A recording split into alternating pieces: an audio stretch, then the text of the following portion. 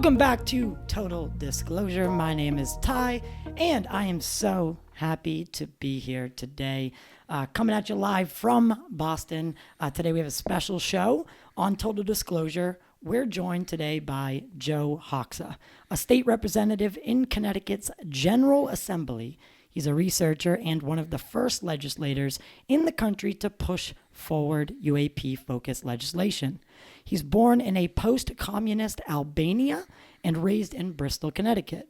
Joe's journey spans public service, academia, and a lifelong curiosity about the unknown, sparked early on by shows like The X-Files and In Search Of. Now he's bringing that curiosity into the halls of government, introducing legislation to formally study the UAP phenomena at the state level. This is a conversation at the intersection of policy and the unknown. My favorite. Let's welcome Joe Hoxha. Is that right? Yes. I didn't even ask before. No, I was like, yeah, fine. I'll get it. Yeah. Oh, yeah. No, yep. That's exactly how it's pronounced in the United States of America. Well, it's such a pleasure to have you here today. Thanks for having me on. I guess first, what most people want to know is why or how someone like you brought this kind of legislation. So maybe we'll just start at your origins and tell me how you kind of even got into thinking about this stuff. Yeah, no, great question. And yeah, like you said, I've sort of had a lifelong curiosity about the topic. Any documentary, anything worth watching or reading, I would always stay on top of and, make sure I watched the latest documentary or read, the latest article or book that I could, that I could find on the topic, and it's one of these things that for a lot of people, it's still very much so taboo. And I make it, even like with the bill, I made sure to really keep the scope of, the bill and the intent of what we're trying to accomplish as narrow as possible, because, and even though I did, the media still ran with it and, put flying saucers above my head like I was getting abducted by aliens, and probably put that X-Files music in there. Exactly. Called me, people online call me UFO Joe. They, I think that's taken. Yeah. I think that might be taken. I'm not sure. Talk about little green men, and there's nothing about any of that in the bill. So, I mean, I've always tried to, the reason I bring that up is because I've always tried to make this pursuit as professional and as evidence-based, science-based as possible, and not about, hey, let's just, let our fantasies run wild here. And, it's never really, it's always been a very scientific-based pursuit. But it was sparked by, you said, sort of fictional shows like The X-Files. And, some people can argue that there's components of nonfiction in that show, right? But really what it was, and, we spoke a little bit on the phone about this, was that the second show you referenced there, In Search Of with Leonard Nimoy. Yes. And I still have like the opening, little music and intro of that show, etched into my memory. And it was such a cool show. And basically like the genesis of this curiosity started on a late summer morning. I was like 7 or 8 years old. It was summer vacation. And, I'm home alone. I think maybe my mom was grocery shopping or something like that. And back then we could be alone. Yes, exactly right. No babysitters. Right? His mom was like, hey, I'm running out. You good? Yeah, exactly. And so, I'm just flipping through the channels, try to find something to watch, and I come across this show. And it happened to be that on that particular episode, they were discussing some UFO related phenomenon. I don't know if it was, I don't remember the details exactly. It might've been Roswell. It might've been, but I just remember seeing like a flying saucer in the picture. And I was like, whoa, this is really interesting. And why is this on the History Channel?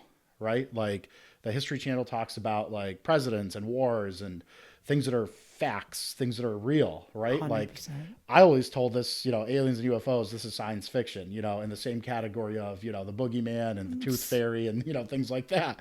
So why is, this, credible program on this, credible science, history, fact-based channel, Back talking then about again. UFOs. Right. Back then again, it was Right. more history based.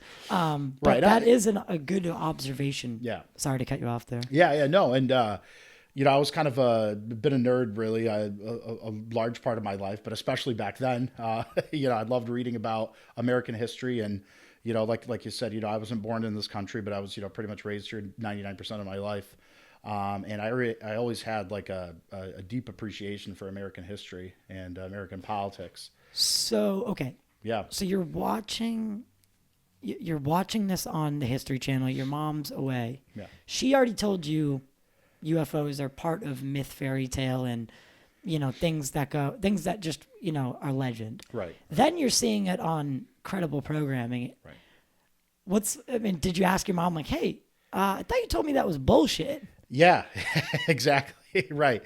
I don't remember the exact details, but it was something like that. Like it was like a question at some point, like, hey, I saw this thing on TV. I thought you said it wasn't real. And, she kind of just brushed it off like, oh, did I say that? Okay, whatever. It's like, it wasn't a big deal. You know what I mean? And for many people, it still isn't.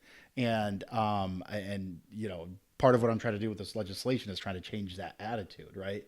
But yeah, it was just like one of those things like, oh, we got bigger things to worry about. Like, what are you talking about? UFOs. It's an interesting point too. It is because oftentimes we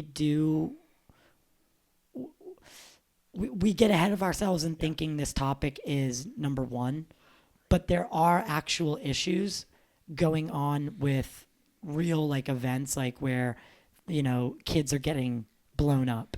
It's like, how does UFOs take precedent over something like what's happening in, say, Gaza or, Right.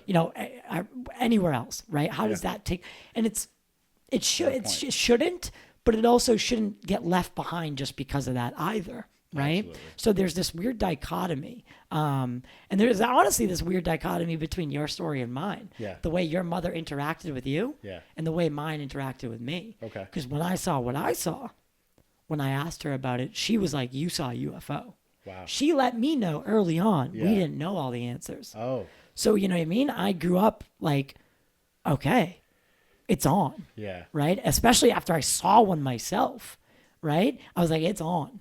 And then, so it's weird how our parents can really either open the aperture or close it. Yeah. And Especially I think, at a young age. Yeah. and I think a part of the problem and part of the solution now is the older generation versus the newer generation. The stigma's gone away. Right. People like you, Yeah. like myself, who are now in government, Yeah. we're more open to it. Yep. Whereas the World War I guys, World War II guys, rub some dirt in it. Yeah. That shit's not real. Right. Right? Exactly. You're talking fairy tales. Exactly. Yep. Am I on the right lines? Yeah, here? absolutely. And I think that's the general attitude with just of that time period across many topics, right? Like, and getting things to change requires a lot of effort, and most of the times it's not gonna. The old guard isn't going to be the one to change its ways. It's a new sort of force or movement has to emerge to change the old. The old isn't going to change itself, so to speak. The old way of thinking isn't going to change itself. It really takes a new way of thinking, a new generation to bring about that change. And yeah, no, it's really interesting because and I've talked to like other people on about this topic and of many different generations, ages, walks of life, and 90% of the time it's like, oh yeah, it's an interesting thing to discuss, but I've never had a personal experience or it's not like you said. There's so many other things, especially nowadays, competing for people's attention. And yes, quite frankly, just more existential. More of so many more things going on now that are of an existential nature than the UFO topic. But the UFO topic, it's really hard to define. Like we was talking to Gene earlier. It's so all in. It's we don't know what we don't know. And depending on how far the government is willing to explore this topic and dedicate resources to it, there's really no limit. There's really no limit. And it could be we could be pursuing this and it hits a dead end, or the government does make like a good faith effort to get to the bottom of this, and when we get to the bottom of it, and they come out with an bottom. Huh? There might not be a bottom. There might not be a bottom, right? And that's the thing. But here's the thing: they can create one and tell us that it is the bottom line, and we almost have like no choice but to like have to take their word for it. Right. Right. The truth could be that there's more to learn and more to see, but we'll never know. Right. So I think when you add all that together, I think most people's attitude, the average person's attitude is, like you just said, I'm paying a lot in taxes. I could barely afford to put groceries on the table. I'm having trouble paying my electric bill. There's a war going on in Gaza. There's a war going on in Ukraine. There's a war going on in Iran. There's a lot of stuff going on competing for people's attention. But does that mean that like the medical doctor, because there's a war going on in Gaza, Iran, and Ukraine, needs not to keep up on medical research? Does that mean... That's a good point. Right. Does that mean that the rocket scientists, because rocket technology is being used to basically project bombs halfway across the world, that we need not continue to research rocket technology and propulsion technology and transportation technology, right, because it could be used for bad? Right. Unfortunately, the world's always going to have sucky situations, but we need to, care about those things and bring about positive change. But at the same time, we also need that little, time, that time to kind of expand our horizons, do something that progresses our society. And, it's take a risk. Yeah, take a risk. Right? Yeah. Get out on a limb. Question. And taking risk is something, especially in government. So to backtrack on that, because I don't want to go too far deep, what has been the response from your colleagues? Because I know you said the media put UFOs over your head and stuff. Has anyone, what's been the general consensus of your colleagues? I would say majority supportive. But then again, even the ones that have actually supported the bill and even voted for the bill, injected a little bit of humor into the topic, which I don't mind at all. I mean, I'm not somebody to take myself really seriously. And I take this topic seriously, but somebody injecting humor into it is not going to make it any less serious. But, it's sort of like, there was enough support on, without, getting too, political here, but obviously, as here in Massachusetts, and similarly in Connecticut, there's one party that kind of dominates the political scene right now.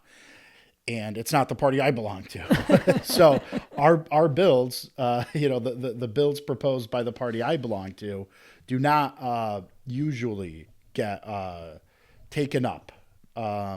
Maybe some concepts can be incorporated into, the bills of the majority party. But our standalone bills usually do not get taken up. And yeah. However, yeah, even at the national level, UAPs seem to be very bipartisan. And absolutely. So it passed. Essentially. When this had a public hearing, there was a few people that spoke in favor of it. Nobody really spoke against it.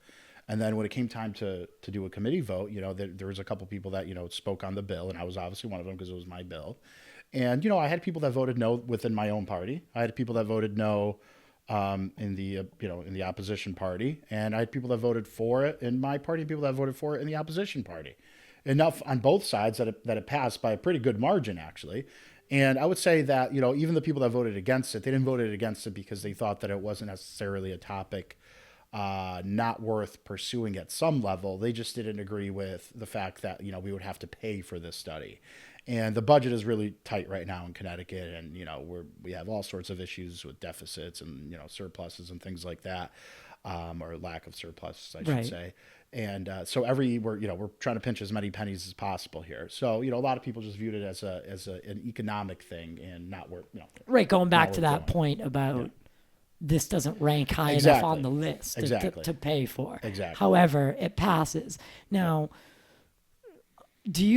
has anyone come up to you and, out of those who voted no, have you seen any inkling of, hey, you shouldn't be dabbling with this stuff? No, not at all. As a matter of fact, the exact opposite.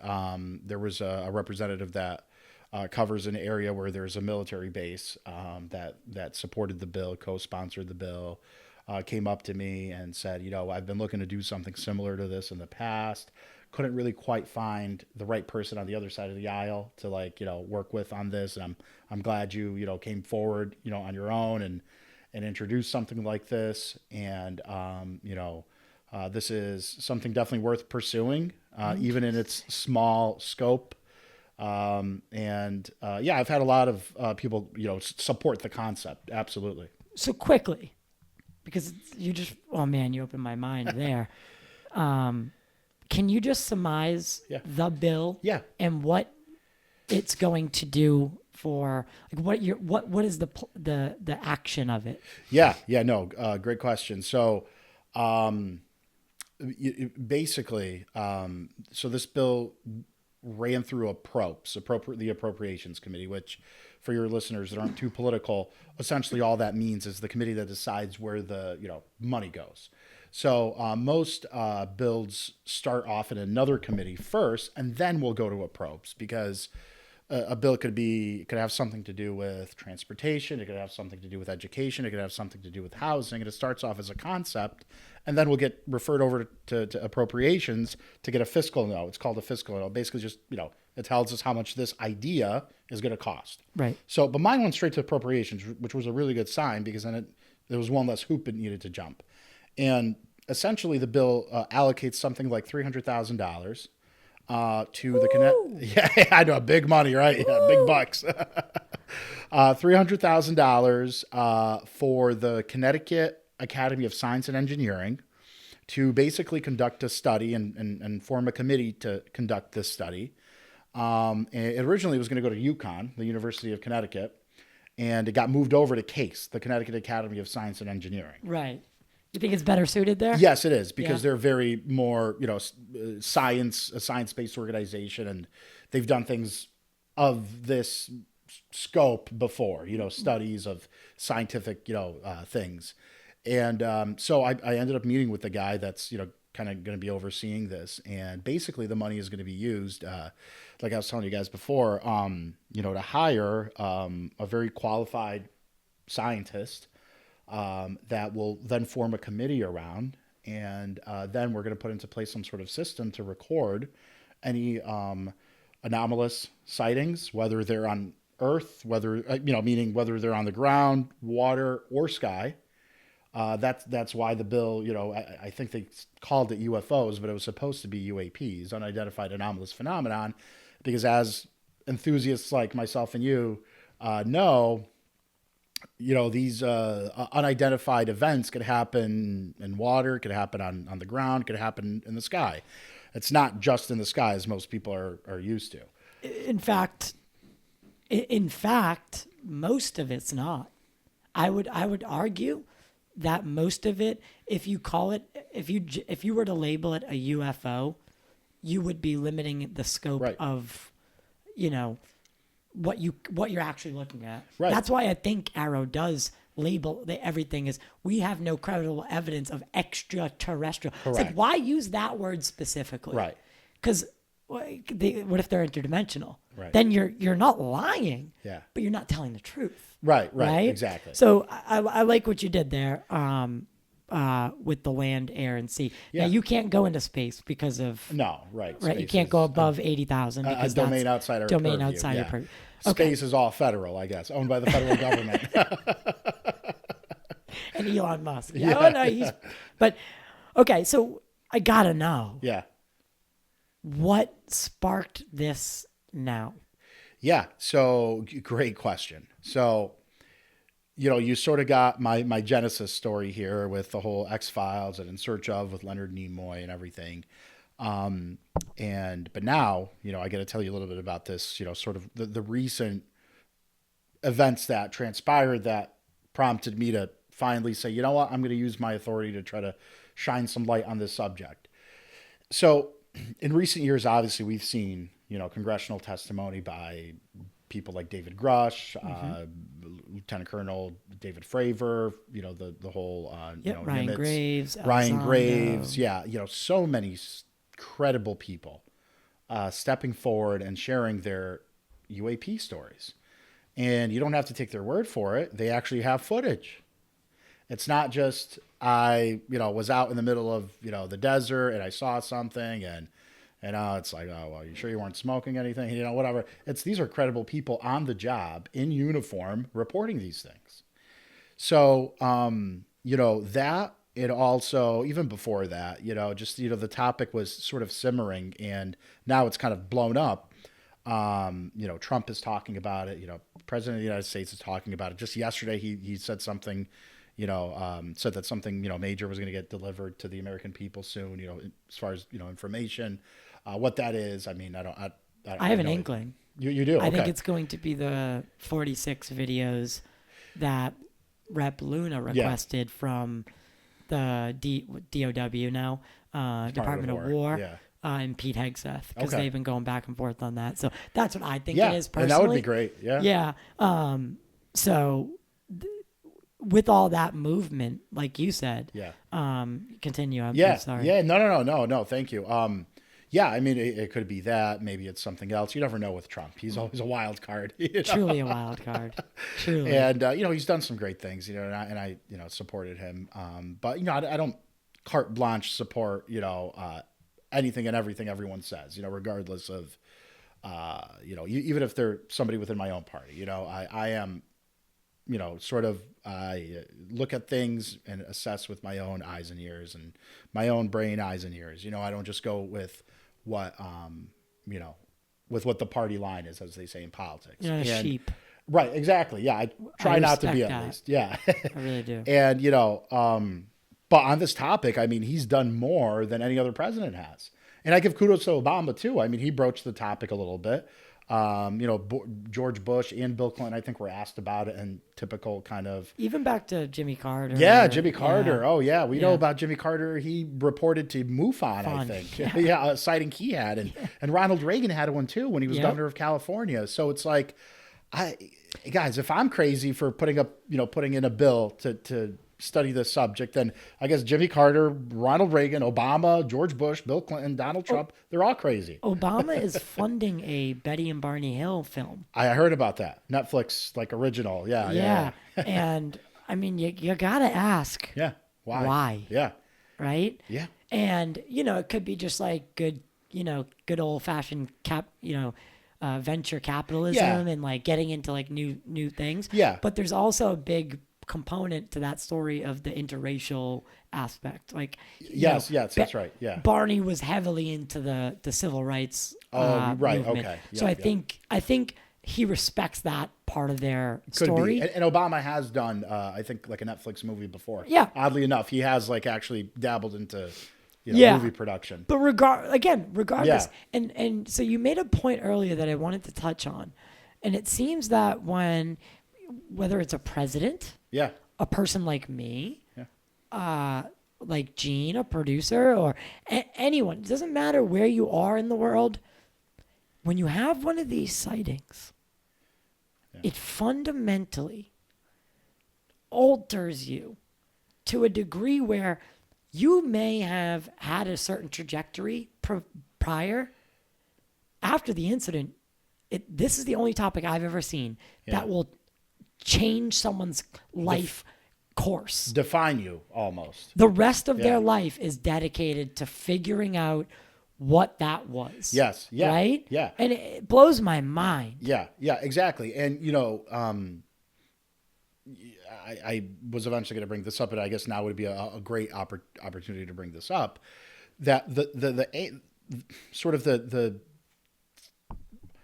50-ton whatever elephant in the room when it comes to any of these discussions about UFOs and extraterrestrials, whatever, is, well, if we discover that it is an extraterrestrial or non-human intelligence behind these things, then what? That's really what all of this boils down to. All the studies, all the hearings, all the, the whole pursuit of this is to, when we finally pull the, the veil off and we find that we're truly not alone, then what? Then what? Then what? It's like, do people go crazy because of, strongly held religious or spiritual views that maybe humans as we know them, earthlings, were the only, we're God's only creatures in the universe, which I don't believe in. I don't think there's actually any evidence for that in any sort of Judeo-Christian scripture either. But there's some people that do see the world that way. Like, like people would go crazy, right? And people that have had sightings on an individual basis, right, have, like you said, been fundamentally changed for the rest of their lives because they've seen something or have believed to see something that like their human brain just couldn't handle. Mm-hmm. So that's why this topic is just infinitely interesting. And, with this bill, we're just pursuing a very, very like, a shaving off of the tip of the iceberg, honestly. If you want to look at the potential of the whole topic, I'm doing is just a little shaving off the tip of the iceberg. Well, you gotta start cutting somewhere. Exactly. Right. Right. So shaving is better than nothing in my book. Nothing. Yeah. So back to, because I know where we're going. Yeah. What kicked this off? We kind of Yeah. got not off topic. I Right. think that was great. No, yeah. So what sparked this movement in you? Yeah. So, just like seeing this growing interest coming from the national level and from scientists, we're talking, I follow, Dr. Stephen Greer. I follow, like Avi Loeb. A lot of like these other people, and it's like we could all have our opinions on them, but I try to follow as much as I can from everyone that's has a level of credibility on this topic. Speak my language. Yeah, and it's like it's just becoming you're seeing more documentaries pop up on like Prime Video, on Netflix, on TV shows. Obviously, Ancient Aliens has been on forever, and R.I.P. to Nick Pope, who sadly just passed away. I gotta give you credence, man. You know your stuff. Oh yeah, you know absolutely. your stuff. Oh yeah. Nick was, Yeah. Rest in peace. Great Nick. guy. Yeah, and I saw him live once in Torrington, Connecticut, actually.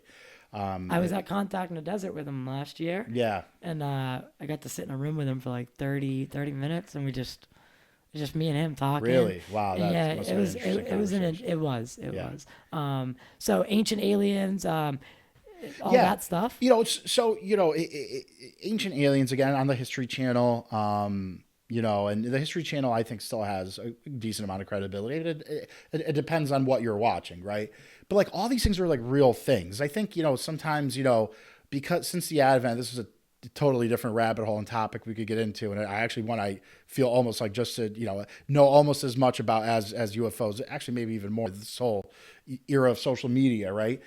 Content kind of gets garbled into this, new dimension known as social media. And because it's now called, social media content or internet content, that it kind of gets lumped in with things that are just like not, have no use, like brain rot and, all this other garbage that's on the internet. Right. And because it exists on that platform, it doesn't mean that it's that thing. Right. Like, we're talking about, like you said, Betty and Barney Hill. That story has been around forever, but it only existed in the domain of print media and, sort of just this, oral retelling of the story. There wasn't really like, like a center for the study of this phenomenon that happened to these people to like give it sort of that like academic level, like stamp of like credibility. Right. So, because it hasn't been taken seriously, this topic hasn't been taken seriously to that level, these stories had to go somewhere, and they went on, the internet. National Enquirer. Exactly. Stuff like that. Exactly. Yeah. And it's unfortunate, right? And because of the way we're just wired as human beings, we associate things, right? So like if I saw this on Instagram, if I saw this on, YouTube, or if I saw this on Alex Jones or something, It's not inherently less credible. exactly. And it's not fair. Right. Even though, but guess who's saying that? The legacy media. Oh yeah, right, right. The ones who gave them the rights. Like, you guys are playing pharmaceutical ads every 30 seconds. I know where your allegiance is. Right. Come on. Right. And I think more people are smartening up and they're seeing things for what they are and not prejudging things because of stupid, things like that. Like, oh, it's funny. It's like, you go, you go to the doctors or you go to, some like professional, right? Or you go to your banker or whatever, somebody that holds a professional position, right? And I work in banking, it's like my other job. Like we don't make enough money to be full-time politicians. We're only part-time. So you got to have another job, right? Yeah. That's a problem. Yeah. So, it's like you go to like, the authorities, I guess that's the term I was looking for, the authorities, right? The professionals, the authorities. About a particular topic. Like you go to your doctor and you talk about, like, hey, I heard, maybe this diet is better than that diet, or taking this supplement has like been shown to, to have this positive effect. And immediately these people in these positions of authority, they'll go, oh, where'd you see that on the internet? Yeah, I did. And saying I saw that on the internet is akin to saying, yeah, I took out a book on that subject in the library. The internet isn't all bad and it's not all junk. It's you got to judge things on a case by case basis. If I'm producing you a document that is a study that was published somewhere on the internet, it could have been from the official like government source. It could have been from like, the national health, department or whatever. Exactly. It's like just because it's on the internet doesn't mean it's right. And I think again, going back to that whole older generation thing, I think that it's tough. With people that, especially with professionals in their respective fields, it's really tough for them to go against the grain of how their profession has taught them to think on a particular subject. It's really difficult. And there's a few people that are able to sort of unshackle themselves from that way of thinking and rise above it and welcome new information that comes in, right? And use that information and judge it on its own merits instead of prejudging it from the lens of the previous paradigm that they were in. Right. Do you think there's a problem in government where maybe some of the older generational people or even younger people, it's kind of taken off with the younger generation now as well, but this really hardline religious belief where they think that we're dealing with angels and demons. Yeah. Oh, yeah. And we're inherently invoking demonic whatever, right? Just by dabbling in it. Right. Do you think that even if it's not spoken out loud, do you think that could be a problem? Yeah, I do actually. And I think I've heard that a lot. And I've heard it from some younger people. I've also heard it from some older folks. I have a good friend who would probably be a great guest on this podcast, actually. Recommend? Yes, absolutely. I really want to talk to the person who's doing the study, too. Yeah. Oh, yeah. If that's... Yeah. I could definitely put you in touch with them. Oh, yeah. And part of what the study involves is using that money to hire like a professor who's going to be doing this like full time. So we have some people on the short list, and I could run that short list by you and see what you think of those people. Yeah, we'll talk off the camera. Yeah.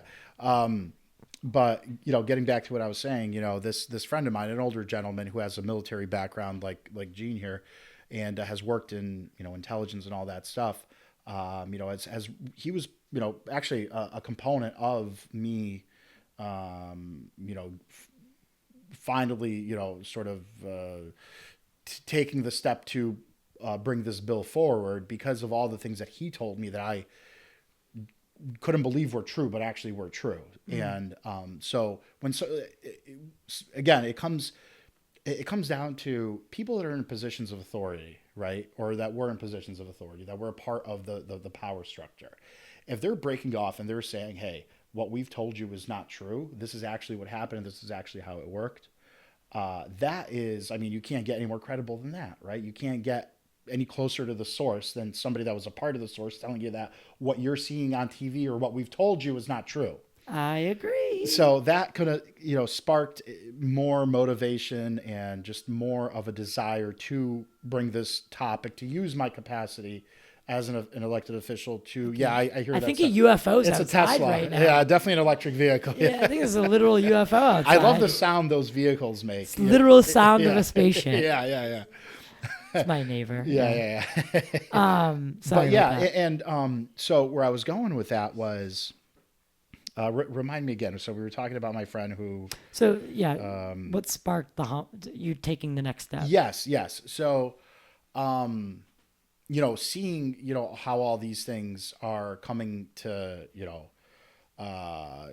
being brought into the mainstream and really important people in government are discussing these things. I said, look, it's now or never. This is the time for me to really, use my position, my tiny little position of authority here, but one that offers me a platform to bring this subject into the mainstream. And if it accomplishes nothing else other than allowing more people to come forward, more scientists, ex-military people to hop on this bandwagon. If nothing else, if it only results in that, then it'll have accomplished its mission. I agree. So you told me on the phone. Yeah. And I want to segue here. You were in New Jersey. Yeah. During the quote unquote New Jersey drone incursions. Yeah. Can you tell me what that was like and what you were seeing? Yeah. And, what you felt and what was the. Yeah. So this was mid to late November of 2024. Mm-hmm. I was taking a road trip actually to Arizona. Funny enough, I actually don't like to fly. I'm very interested in unidentified flying objects, but I myself do not like to fly. You're not going to take a ride in a UFO? If one was offered to, actually, believe it or not, if one was offered to me, I'd probably take it. But, like I would probably, yeah. But you don't like flying? Yeah, exactly. But I don't like to fly in commercial airplanes. UFOs, I'm fine with. So anyway, I had to go to this conference, and in Arizona. It wasn't a UFO conference. It was something unrelated. And I had some time, I guess, whatever. It was like during like Thanksgiving, so I had a few days off from work. And so I drove to Arizona. It was like a 2-day trip. I love to drive. I could drive like 16 hours nonstop. I don't mind it at all, especially if it's going somewhere new that I haven't seen before. That constant like stimulation of, seeing new landscapes and new cities is enough to keep me awake. But so I'm driving through New Jersey and I left it around like 3 or 4 o'clock PM and it's already like dark by then, that time of year. So, but I'm at the part now where it's like leaving New Jersey, going into like Pennsylvania, but still sort of on the New Jersey side. And from that point and until I got to about halfway through Virginia, there was a stretch of highway where every 5 minutes there was the red and green like flashing, indicative of a drone, or that that particular sort of flashing that is required by law to be on a drone. Every 5 minutes or so, there was like a new one sort of just like hanging about 100 or 200 feet above the highway. And then, you would drive by because it was literally just standing in place. It wasn't like moving. And then 5 minutes later, another one would appear. And every 5 to 10 minutes for like about 2.5 hours from New Jersey to Virginia. Rotating through. It's rotating through. And the funniest and craziest thing was that there was literally signs on this highway that said that there could be like low hanging craft or aerial photography happen. So I said, okay, that's what it is. Can I ask? Yeah. Were these signs that seemed like they were just put up, or no? It seemed they like were like there. Yeah, it did seem like they were there. They were like newer signs. I actually thought that too. I was like, is this something that they just put up, or has this been a fixture on this highway for a while? Right. And leaning more towards the latter, that it was a permanent fixture on the highway. But I just found it like really strange. Like, hey, there's these signs that are warning or letting us know that there's these craft. And well, actually, that sort of alleviated some of my anxiety about these things, because I saw these signs and it explained potentially what these were. But then when I finally like stop for the night or the next day or whatever, and I get a chance to like look through my phone and catch up on the news or whatever, this had like made the news that there was like drones all over like this part of New Jersey that I was literally driving through. And I could safely say that they appeared to be drones. They weren't UFOs. They weren't things that were unidentified by me. They looked like drones. I could sort of make out the shape of the actual craft. And also based off the lighting, they looked like drones. But why there was dozens of drones along that stretch of highway on that night, I cannot tell you for the life of me. Right. So and that's very interesting. Yeah. Because I had a member of Congress tell me, now, I think it's kind of come out and like a company kind of took responsibility and was like, no, that's our stuff. Yeah. But there's not a lot of drones that can fly at night, because you need a certain thermal, like there's no sense in flying a drone at night because a lot of them don't have like the right cameras. Like you're blind in the sky. Yeah. But apparently they have these radiation seeking drones. Yes. Thermal drones. I've heard about that. Right? So that's what's up there. And I had a member of Congress tell me on an encrypted chat to not go there. Because I was like, hey, I want to go and I want to see these things. And he was like, I wouldn't. He's like, I'm not convinced that there's not a dirty nuke that they're like a bomb that they were looking for. He's like, I don't know if it's war games or not, but he's like, I just wouldn't take the chance. Yeah. And I didn't take the chance. I wanted to. Yeah. But it's odd. You know what it reminds me of? Because these things were breaching bases like Langley. They were breaching bases that, like Wright Pat. And we'll get to Wright Pat in a few with the missing scientists and the generals I want to get into after the break. But there is, how are these things, staying up for so long without, the size they were? Yeah. It just, none of it made sense. So a lot of people were saying like, there was a mix of UFOs and drones, and maybe the drones were there because of the UFOs. And, that's how the UFO community spins everything. But these things were also shutting down facilities, like our sensitive facilities. Wow. So every drone I know of, you can't even cross into an airport without it shutting itself down. Right. So who has that capability? Yeah, these were definitely special drones. They weren't. I kind of had that feeling, just looking at them and the way that they were moving, and the fact that they were sort of synchronized to like kind of take over, rotate shifts every like 10 minutes or so. That's almost kind of like what it felt like, because you would see one and it was about maybe like a couple miles away or whatever, 500 yards to a couple miles away, like you would see it. And as you would get closer, like it wasn't moving because it would get bigger. If it was moving away or closer to you, it would either get big really fast or it would continue to stay small in your sort of field of vision. But it was just hovering there, and it was about 200, 300 feet above ground. And there was a sign that said aerial photography. Maybe it's some sort of craft that's taking pictures of the highway, or I don't know. Right, your left brain's like, yeah. But then it's like it would leave. It would just literally leave. It would be like, and it would just go. And then like 5 minutes down the road, down the highway, there'd be another one in the same position. Just like sort of floating. Maybe not exactly staying still, but like, kind of like floating like current. This. Yeah, riding like a current. Yeah. So it did that for like 3 hours on that stretch of highway from New Jersey to Virginia. That's odd. I mean, it's odd. Yeah. Right. And then, so that has to be something that, at least, because have you ever seen a UFO no, other than those? I've never seen one. I know people that have. Actually, a family member of mine just told me that she had seen one. Well, once you become the UFO guy. Yeah, the people start coming to you, right? Yeah. So they're going to feel a lot more comfortable with you going forward. So Yeah. what's never that? seen one. So you don't have to tell me her name or who she is, but what did she tell you? So this was in a city in Connecticut, and she saw a like classic like disc shape, and she was with like another friend, and it like flew above their heads. When I say above their heads, I don't mean like right above their heads, but like 500-600 feet above their heads, and it just sort of like vanished.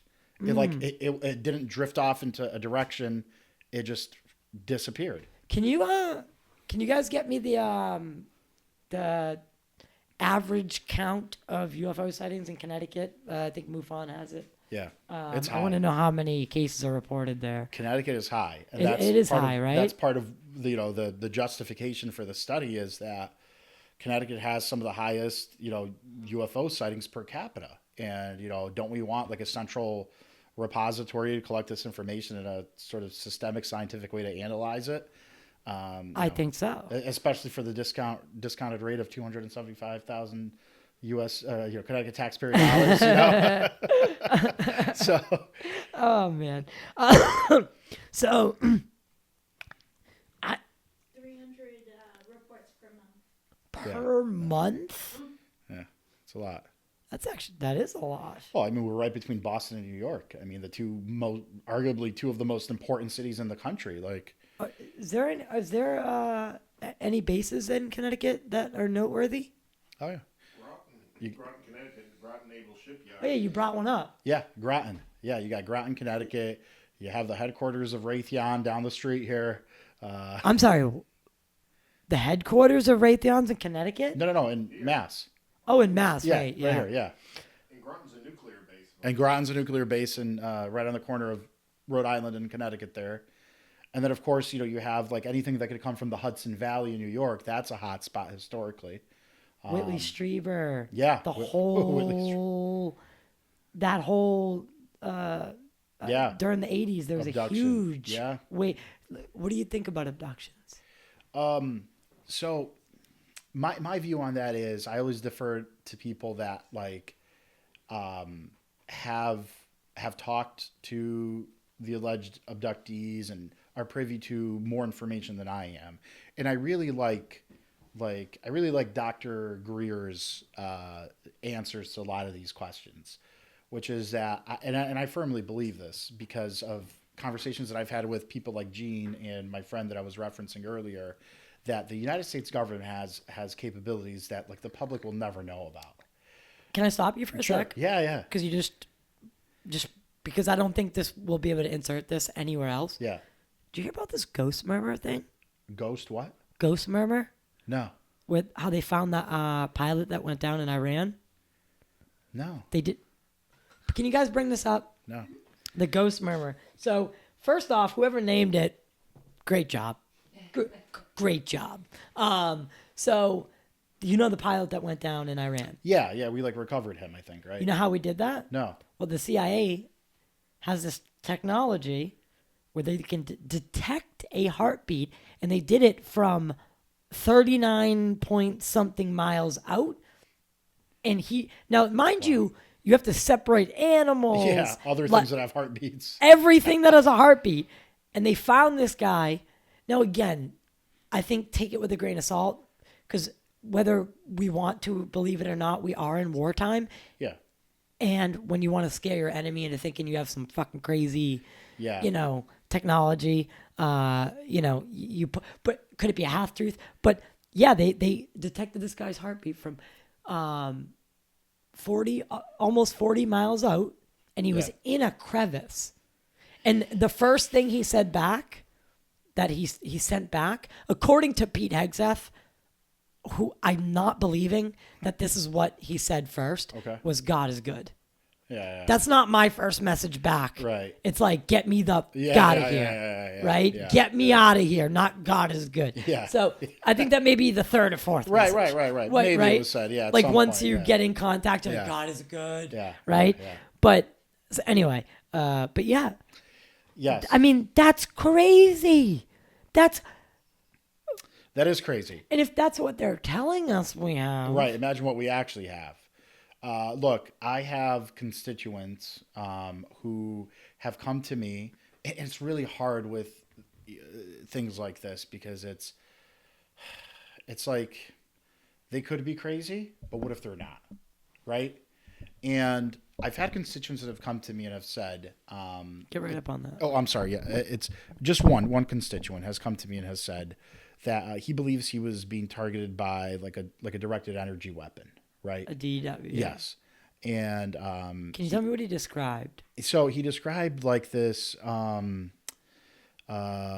nothing overtly physical, but that he would kind of hear like in the middle of night, like clockwork. And again, this is also something people that are suffering from, genuine mental health issues could probably experience as well. But he was describing a sort of like metallic noise, like nails, like coming down on like your roof, and headaches associated with it every single, every other night or something. Not like late at night, like 8, 9 o'clock at night or something like that. Like most people are still up by then, unless you have some like crazy job and you're getting up at like 4, most people are still up and like pretty alert at like 8 or 9 o'clock at night. At least I am. I mean, That's when I'm most alert. yeah, exactly. Right. That's when a lot of people are most alert. And, and this person, it's like, when you talk to him and he's not talking about this subject, he seems like pretty normal, like a little eccentric, but like seems pretty normal. And I've been trying to help this guy out a lot, and I've actually helped him out monetarily. Did he serve? No, he didn't. No, he didn't serve in the military. Didn't serve in the military. No. Did he work on anything? Did he tell you? It's hard. It's hard. We to don't have say. to go there. Honestly. No, I know. I mean, I would. I mean, I would. I wish I knew more about him. I don't really know too much about his personal life. Maybe that's something I could ask him about. But he's like sort of like a musician type, and like just not anybody checking all the boxes for me. Yeah. Yeah, there's something about it. Yeah. The metallic sounds, and there's other stuff too. Yeah. And then just the you tend to see a lot of creative people. people yeah. being associated with this. Interesting. So, I'd be interested to know what he did. Yeah. For, and I'll talk to him, and he's having a hard time, with. But that's his bills crazy. And stuff. No yeah. burning inside though. No internal like feels like his insides are. I'm not trying to lead you. I think or he describes a lot of it's that sort of stuff in his head. Like interesting. Like Very headaches interesting. and stuff. I would implore you to look into something called Havana syndrome. That's what he described it as. Yeah. Yeah. But Yeah. whew, yeah, that's deep. So it's definitely something to look into, and I'm happy to do it for him, and I try to help him out as much as I can. But I mean, anyhow, we were talking about abductees and things like that, and that actually brought me to thinking about a point that I was trying to make earlier about the angels and demons, and the same individual that's told me about things that the government, nothing classified, just things that he was privy to that now has become declassified, but that he knew 40 years ago. But that individual believes he's a big Roman Catholic, and he believes that UFOs could be like demons, right? Or, sort of, spirits or something. And, I said to him, well, Jim, his name's Jim. I said, maybe some of it is, right? And again, going back to the Dr. Stephen Greer thing, he says 80 to 90% of the things that we see in the skies, are probably man-made. 10 to 20% are truly unidentified. Now, in that 10 to 20% category, maybe some of these things do have like a interdimensional or spiritual, component, like in the way a traditional Roman Catholic or religious person understands the existence of these things via their scripture. And in that same category could be true extraterrestrial presence. But I really do think that it just makes a lot of sense that 80 to 90% of like what we see in the skies is probably just Raytheon and probably just Lockheed Martin or Northrop Grumman or some of these black project, departments, black budget departments or whatever, testing their, Yeah, they're next gens. They're next gens yeah. and things that we may never see. And, it's crazy to me that we've got to this point where it's not even that we deny it. We're not even denying UFOs anymore. We just go, yeah, it's probably black budget tech. Yeah. Right? That's the deferral. Yeah. Right? It's not, no, you're crazy. You're crazy, right? No, it's like, totally no, agree. That's what we got cooking with DARPA. I totally agree. I think, this would probably have been a better way to start this whole conversation. which is that I think the Overton window has moved, right? Like these conversations are not starting from the point of the person that is reporting a UFO first having to prove they're not crazy and then having to prove that they actually saw what they have to saw. I think we've moved past to the point now where it's like, okay, describe to me specifically what you saw. And I can tell you whether it's something that is probably connected to something humans are doing or something that is truly unidentified or unexplained. Right. Like if it's a bead of lights in the sky. Yeah. All right. Starlink. Probably Starlink, Yeah, exactly. right? Most Starlink I've seen. And I thought I had my first UFO encounter. I was actually on a ferry. It's jarring the first time. It is. And I had no idea what Starlink was. I was 3 or 4 years ago, I was on a ferry from Connecticut to Long Island. And as we were coming back from the Long Island side to Connecticut, it was the middle of the night. I think it was like 8 o'clock at night. And it wasn't quite summer yet, I don't think, or it might have been like fall. And because it was dark, it was very dark. It might have even been like later than 8 o'clock. It was really dark. And, we're in the middle of the sound there and there's no light. So it's just like really dark. And I look up and I see boom, boom, boom, boom, boom, like these things almost like meteorites or, flying like comets or something, like things like almost like burning in like the atmosphere. And I was like, holy crap. Like I see a UFO. Like You're this like, is my first UFO. genuine. Yeah. Right. And then I see somebody else like looking at it. I'm like, dude, you see this? And he's like, he has like had like his headphones in and like he takes off his headphones and he's like, what? And he's like, do you see this? And he's like, oh yeah, that's Starlink. So here's an interesting thing though, right? Yeah. Did you not feel a little like, oh shit.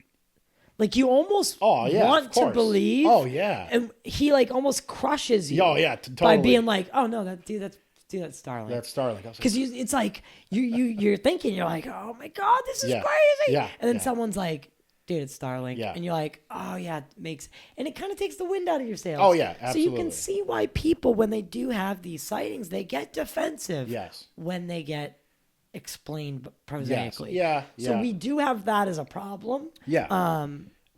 But any good UFO investigator, researcher, they know that 90%, and that's being generous. Yeah.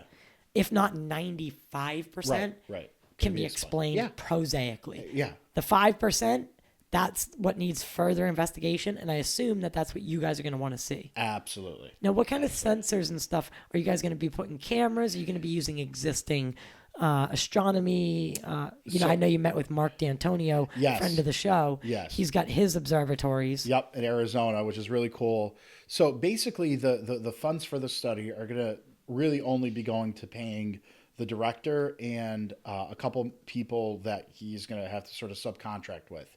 And then I think because this is being run through the state of Connecticut, any resources and any detection software or anything that is watching the skies via the state of Connecticut's network, I think will be made available to the committee at no charge. Traffic cams? Stuff like that, yeah. Really? Yeah. I think anything that like this guy is going to need that like the state of Connecticut owns, I think will be made available free of charge because it's intra-state. Yeah. So anything obviously that would be federal, we'll try to get free of charge. But like if there's a charge or if we can't get because it's classified or I was gonna say it'd be interesting to see what they push back on. Right, and that well that's the thing that'll also let us know where the boundaries are. Where you're. For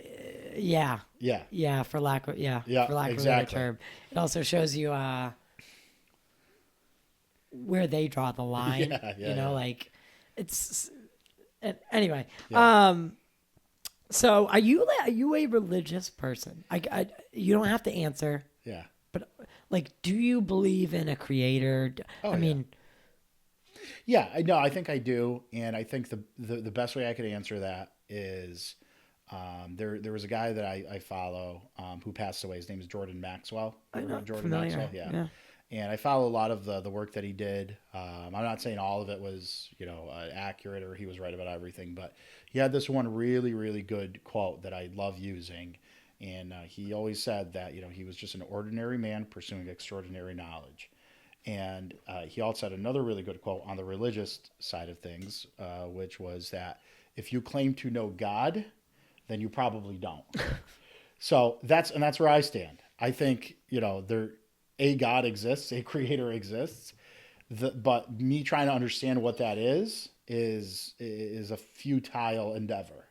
Right. So I just appreciate what it produces and what it's given to us, and this universe we live in, and it's up to us to explore it and understand it better. But to understand why God did what He did and all that stuff I think it's a futile pursuit. And especially the way organized religion kind of creates this terrain where people they're pitting people against each other. I don't consider myself like a Christian. Do I believe Jesus existed? Yeah, Jesus probably existed. Was Jesus divine in any way? Maybe not. I don't know. I'm not ruling it out. Don't have any evidence to show that other than eyewitnesses and things that are in the Bible, Like but the again, Gospels and right? stuff. But Yeah. the Bible was written by man. And men can be flawed. They could be flawed. They could be tampered with. They could be corrupted. I mean, we know the Council of Nicaea was, Yeah. they chose certain works and Yeah. left others out, Yeah. Dead i.e. Sea the Book of Scrolls. Enoch, Yep. Dead Sea Scroll, Yep. all that kind of stuff. Exactly. So it's like, political. it comes down to, and that's why I think kind of an interesting caveat to this is, while I do agree that the anthropic principle, our universe, it's perfect, and it's so perfect for life, Yeah. right? Yeah. That it seems from the micro to the macro, intelligently designed, Yeah. right? Yeah. So I'll give them that. Yeah. Oh yeah. Yeah. Right? There is And intelligent design for sure. Like you look around and you just go, this can't be no reason. Right. Like, so when scientists, talk about the Big Bang and then, someone religious said, God said, let there be light. I say, you're saying the same thing. Yeah. Right. Just right. through different lenses. Right. So when it comes to these UFOs or Yeah. beings, Yeah. are we just what they called angels and demons? Right. Are we calling aliens, Yeah. right? Or extraterrestrial non-human Yeah. intelligence? Yeah. I mean, angels and demons by definition are non-human intelligence. Right. Exactly. And an interesting case is the Virginia case. Yeah, Gene oh, and I yeah. actually took a trip down to, not to Virginia. Oh, okay. We're going, I have the connections to go. Yeah. But we went to the National Press Club event. Yeah. I spoke to some of the, like Carlos D'Souza, Yeah. all them. And, what stuck out to me is this smell of sulfur. Yeah. Because what is associated with The demons? devil. Yeah. Sulfur is associated with Red devil. eyes, Yeah. horns, Yeah. smelled like sulfur. What does Yeah. that sound like to you? Yeah. Demons. If I saw that, I'd be like, that's a demon, Yeah. bro. It came And straight I would, out of the ground. Yeah. right. So just again, to me, I'm going, I think what we're dealing with is, this is not black and white. Yeah. No, It's for not sure. black and white. For sure, it's not black and white. And yeah, I'm very familiar with the Virginia case. I've seen. I haven't seen the latest documentary on it by James, James. Yeah. What's James Fox. Fox. Yeah. I implore you to. Yeah. But I've seen other documentaries on it, and I've seen like an older one where there's footage from '96 where people are being interviewed and they're talking about this thing like it just like they're like you. These are like villagers, like they're not paid actors. These are like people working at a hospital trying to make ends meet in like an impoverished area of Brazil. Like they're not. You could see the blood and sweat on their face and the They trauma get the in their eyes. neurosurgeon. Yeah, it's like this is real, man. What they saw was real. The neurosurgeon. Yeah. We got to meet him. Oh yeah. Okay. He worked on the being. Yeah. Yeah. Like this guy has no reason to lie. He's still one of the most highly regarded neurosurgeons in that area. Yeah. Yeah. Like this guy, he's got money.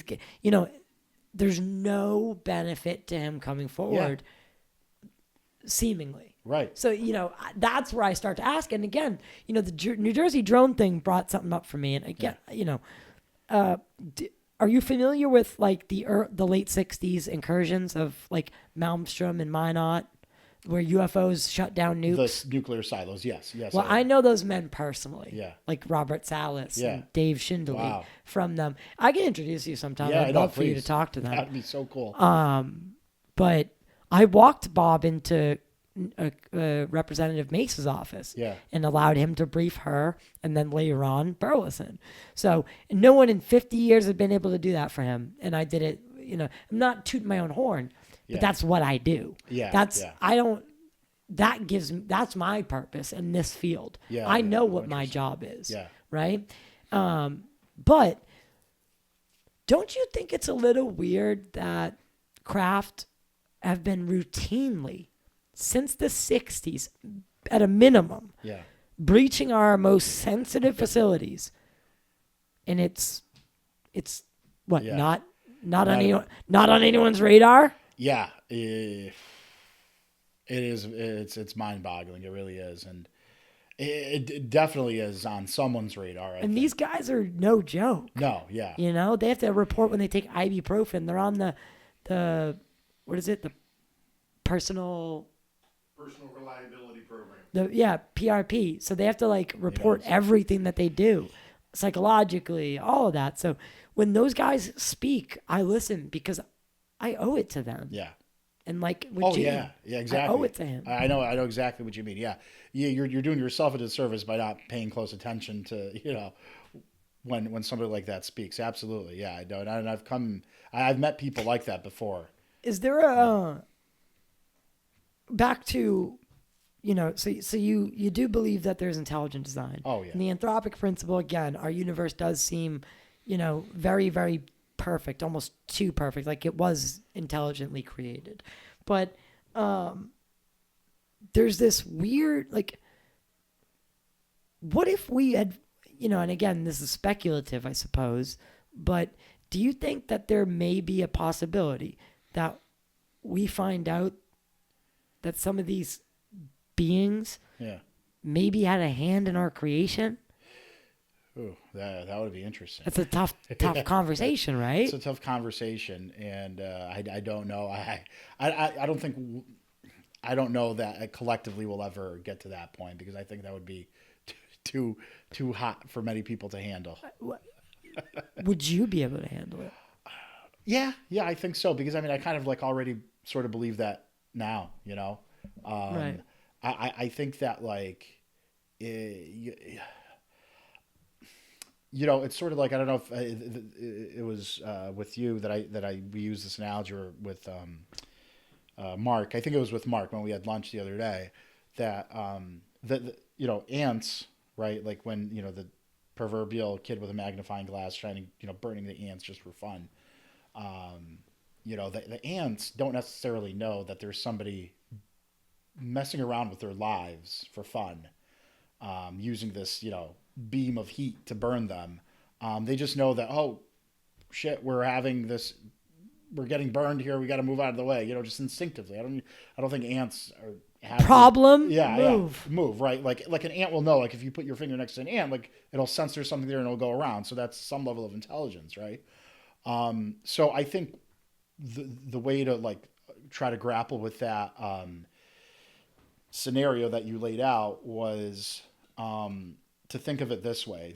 We would probably react the same way the ants react when there's somebody trying to burn them with a magnifying glass, which is we would just be so caught up in the emotional state of what that sort of disclosure brings that I don't think we could ever get out of that headspace to collectively, obviously individuals might, there's some people that think this way now, but collectively, I don't think we could handle it as a society to get out of panic mode and into understanding mode.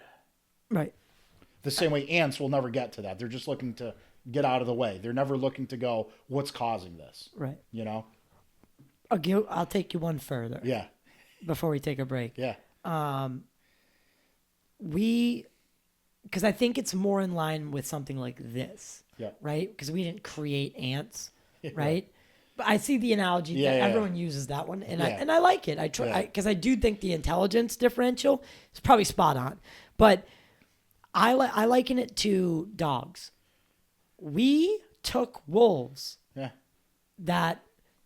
We took wolves, right, and we altered their genetics because for our benefit. Yeah. You know, not just because we needed a friend, but the wolves that were that followed early humans around with, you know, and picked up off their scraps.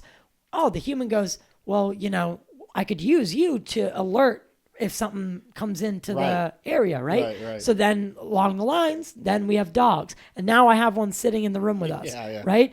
Cute dog, by the Right. way. I Beautiful love dog. him. Yeah. And I'd do anything for him. Yeah. Right? Yeah. Anything. Yeah. He is my world. He has saved me multiple times. Yeah. Right? But I also some days feel bad for him. Yeah. Because I'm like, you can't experience the way I Yeah. experience. Right. So I liken it to that, where Yeah. maybe these things came along, they saw primates, and they go, we can use you, Yeah. Yeah. alter the DNA, Yeah. right? And then Homo sapien comes Yeah. out of that. Yeah. And that could explain why every other creature on this earth seems to benefit some sort of ecosystem, and we don't. We don't. Yeah. We're such an anomaly. We I shed thought our about fur that. only to Yeah. need pelts in the winter. Yeah. We stood up only to have back problems. Right. We get burned by the sun. Yeah. None of it makes Strange. sense. We're not natural. Right. Yeah. I think we are the aliens, Yeah. Yeah. right? It makes Totally. no sense. And the brain doubled cosmically overnight. Yeah. The evidence is there. Oh yeah, I totally agree with you. This is like an ongoing thought I have, which is like, we are so unnatural to our environment, you know? And all we want to do is create. Yeah. We could. Where's my phone? And why is nothing, and if we're really evolved from some sort of ape-like creature, why is nothing else evolving? This, You know, like, right? you think, this phone, Yeah. right? We could stop right here.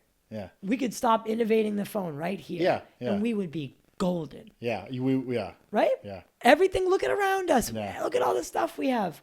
This is going to be broadcast through the airwaves and seen in Australia and wow. you know, wherever, and Yeah. the UK. It's going to be all over this will be seen globally. Yeah. Right? Yep. We could stop right now and we could be good, Yeah. but we can't. Humans, we just go. Why is that? Yeah. It reminds me of the story of the ancient Sumerian tablets. We were created by a race of, from the sky they Yeah. came, The Anunnaki. the Anunnaki. Yeah. They created us to mine gold. And I'm not saying, again, take this as just like a bullet point. Yeah. I'm not saying that I believe it is the Anunnaki and we were Yeah. created to mine gold, but I'm saying Right. something right. like that I do think is Allegorically, at the very least. Yeah. categorically Yeah. true. Yeah. Right? And I think the church, they were like, no, Yeah. no, we can't have this. Well, going back to Jordan Maxwell, right? Another one of his famous sayings. I mean, I don't know how famous it is, but he always would say that every religious movement is a little political and every political movement is a little religious, because it's almost like you need both of those components. I mean, think about it. Like, you know, and I have a lot of friends who are Catholic. I mean, Connecticut, the Northeast is very Catholic. Very, right? very. Boston, obviously, Irish Catholic and whatnot. And I have a lot of my friends are Catholics, and I love going at it with Catholics, and because I'm like, you know, I really think that the true the true Christians are like the ones that are worshiping out of like right next to a bodega. Right, we've seen those churches, right? I don't even know what denomination that is, but they're like some form of Protestant, because you know they're really like, you know, like you guys have like these beautiful churches. Like you need like how you got See that? Yeah. See that skull thing? yeah We I gotta say this Yeah. because I just thought of it, and I can see that she thought of it too. We painted that at Plaster Fun Time, Yeah. and there was just this church next door, bro. The whole mall was shaking. Oh yeah. Like they party, They part bro. right. But yeah, Yeah, sorry. and- I'm so sorry. You know, and I no. And you know, I've been to like Catholic mass, and you know, I've been to Protestant churches, and you know, all sorts of denominations. I've been to like almost every religious establishment you could think of. what's it called? Buddhist temples, Mosques, synagogues, things like that.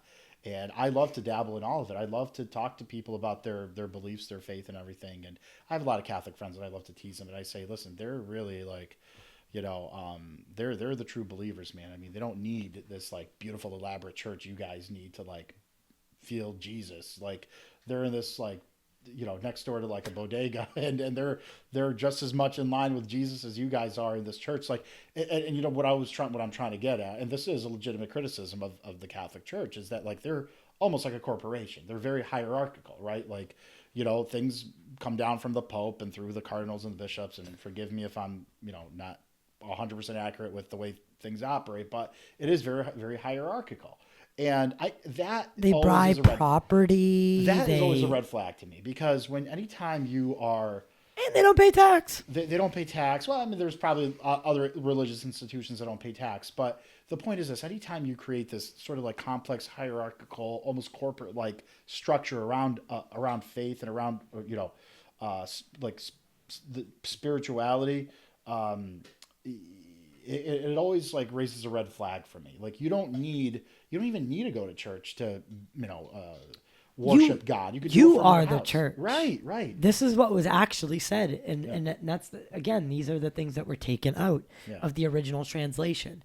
Because if everyone knew that, I mean, they say it, the blood of what is it? I'm not communion or communion. You drink the blood of Christ. Drink the blood of Christ and the body of Christ. You are the church, right? Yeah. Right. That's that. That's that whole thing. Is a church is just a place to congregate. It's the building. Exactly. You bring it in there. Yes. And this could be a church. Right. Well, that's the point. Yeah. So I think that, again, it's been lost. And don't get me started. We're here in Boston. Yeah. Where. Oh, of course. Yeah. You know what happened. What got broken open of course, here. Yeah. And if God let that shit fly. Yeah. And again, I don't necessarily think that's the work of God. I think that's the work of man. And I'm very open about this subject. Like, I think that the reason that happens is it can't be the case that bad people want to become priests at that level, to the amount of child abuse that has happened within the Catholic Church. So you mean to tell me that people that are sex offenders, that are predators, want to become priests so they can have access to children? That's a theory, I guess, but you could also be a pastor and have access to children. You could also be I don't know, something else, a teacher and have access to children. Are we saying that there's a problem in academia with teachers, molesting children? No. Does it happen? Of course it happens. Of course. But what I think it is that these individuals, humans, men, human beings, right? Not gods, are taking these positions, and they're not getting married. They're not allowed to engage in sexual activity, and I think that's causing them to a switch may flip in their head at some point when somebody gets removed from their natural state of same way someone does in jail, right? And I think that's what's happening. And I mean, unfortunately, you committed the act. You got to pay the consequences. But the Catholic Church is setting these people up for failure, really, because so few people, I think, can put up with that. Not being in that sort of those sort of confines, moral and physical confines, and all the other things. It really freaks me out, and it doesn't happen at the same rate on the non-Catholic side, like with pastors, like in other Christian denominations. Yeah, you don't hear about pastors as much, molesting children as you do with Catholic priests. Yeah, so it's unfortunate. I mean, I know like I said, a lot of my friends are Catholics. I have nothing against them. I love them, equally, but it's a problem with the institution. And like with so many other things, it's always with the system. It's with the institution. You put a good person in a bad situation, in bad circumstances, they're gonna do bad things sometimes. Absolutely. Yeah. So after the break, we're gonna take a quick 5-minute break. When we get back, I really want to start diving into the missing scientists and military officials as well, I want to get into a little bit of the Epstein file stuff, and then a few other things that I will. I'm not going to bury the lead here. I'm going to save it as a secret. We have a couple topics to get to when we get back, but I have this has already been an amazing conversation. Thank you. we'll be right back. You're going to hear from our sponsor right now. Make sure to like, share, and subscribe. If you want to help support the channel, become a member. Literally, to keep all these lights on, it does cost money. So if you want to help support, of course, like, share, subscribe is a free way to do that. But if you want to take a step further, become a member and you'll gain access to early and ad-free episodes, sometimes weeks in advance. So with that being said, we'll be right back.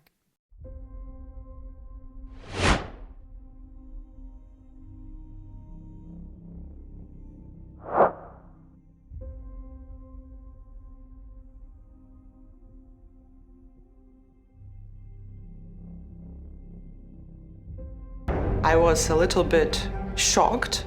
He was working on something very secret. The history is real and accurate. What is this saying? Oh, it's technical specifications of the UFO. The electrical engineering is real and accurate. It was a manual how to construct the UFO. That original math is accurate. It was literally a blueprint. These documents were part of the official Soviet program. It's legit material. People are a little upset that this book is out there. This was dangerous for him to put it out. The people that it seemed to benefit the most were the ones pushing back the hardest, which raised a really big alarm bell for me. Logic and reason would tell me they shouldn't match anything. Technology he describes is not 21st century, it's like 22nd century. And all of the science points directly into the United States government. You'd think that that would be something that they'd want. Because the people deserve to know the truth. There's things in there that can change humanity. I don't think they really want to see any change. He didn't have to fight anymore. He has other people fighting for him. The future doesn't belong in classified vaults.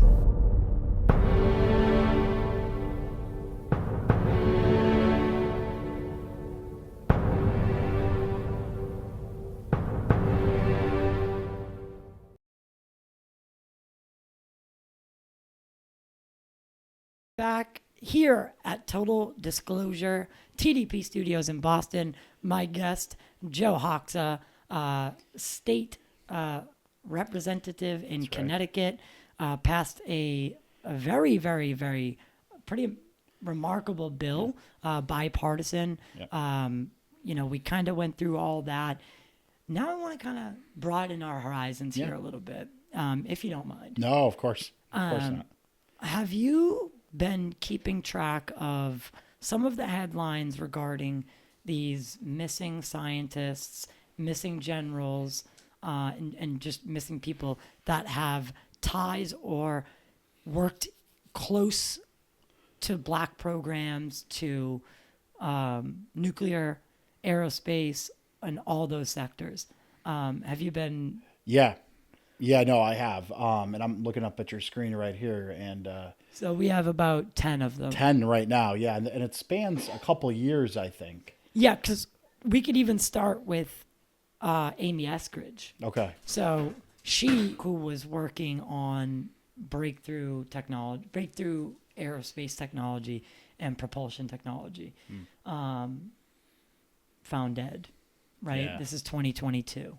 And now we're at 2026. Yeah, 4 years And, ago. Amy's case is very, very odd.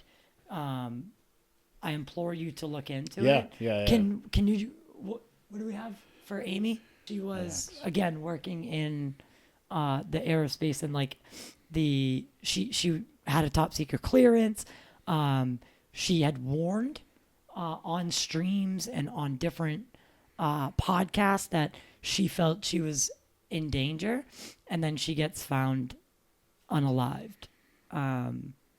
and under, some odd circumstances. We don't have to play the video or anything, but she was doing, a bunch of these kind of streams with people, and she was, talking.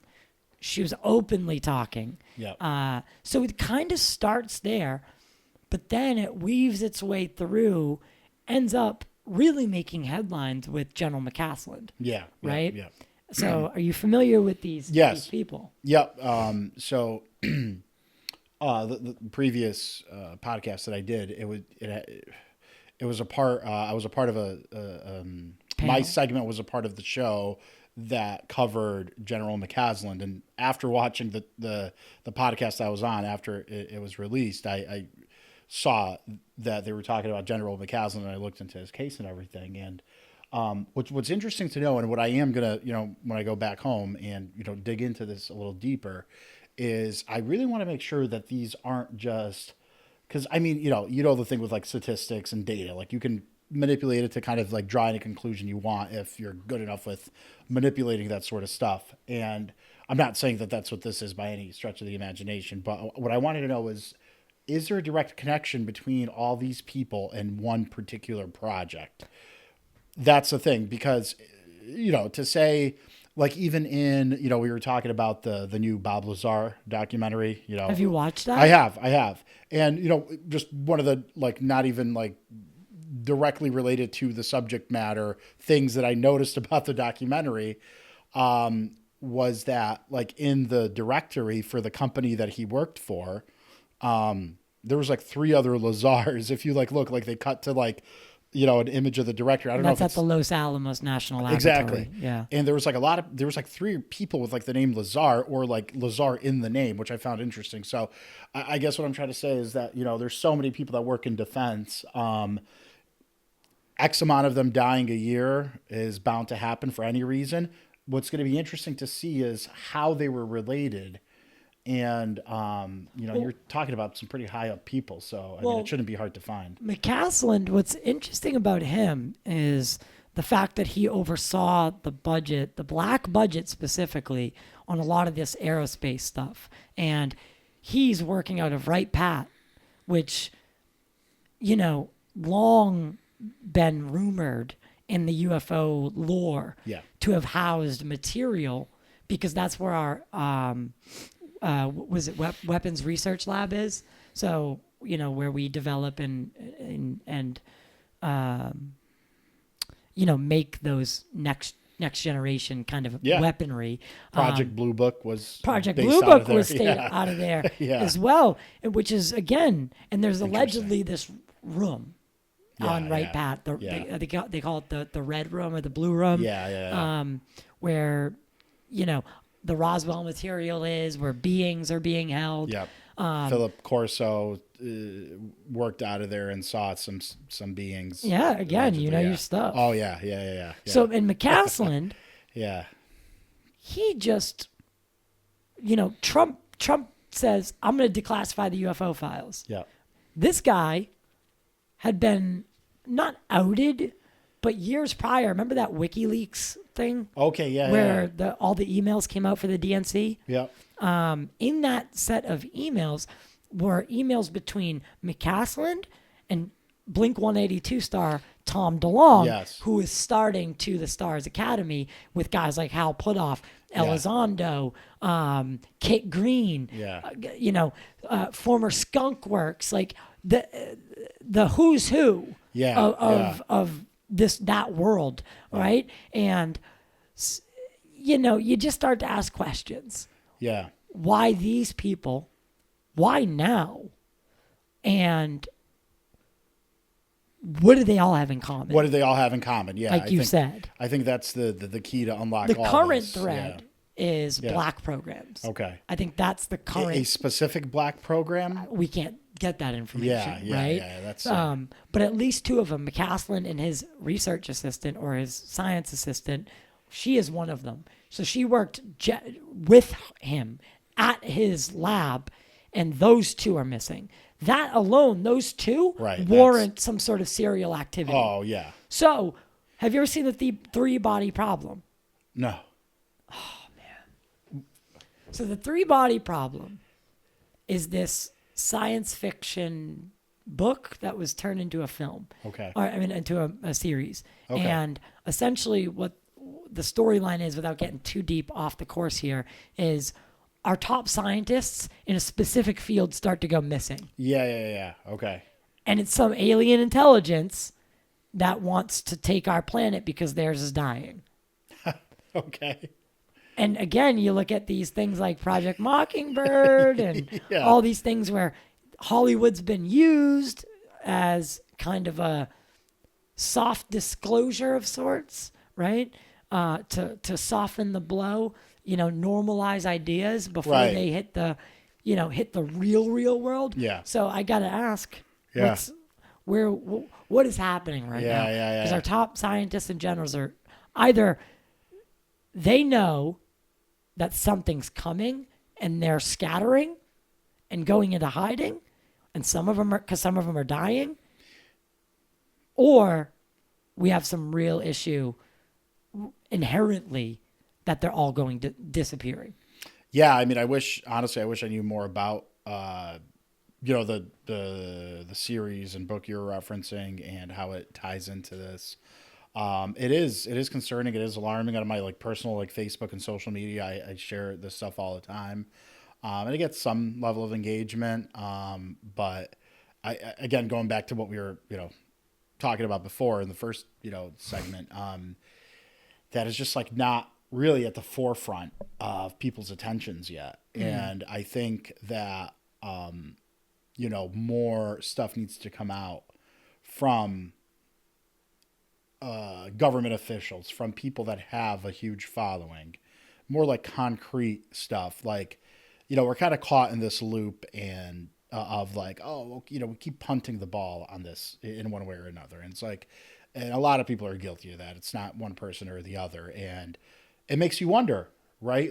Why? Why do we keep, and you alluded to this a little bit beforehand.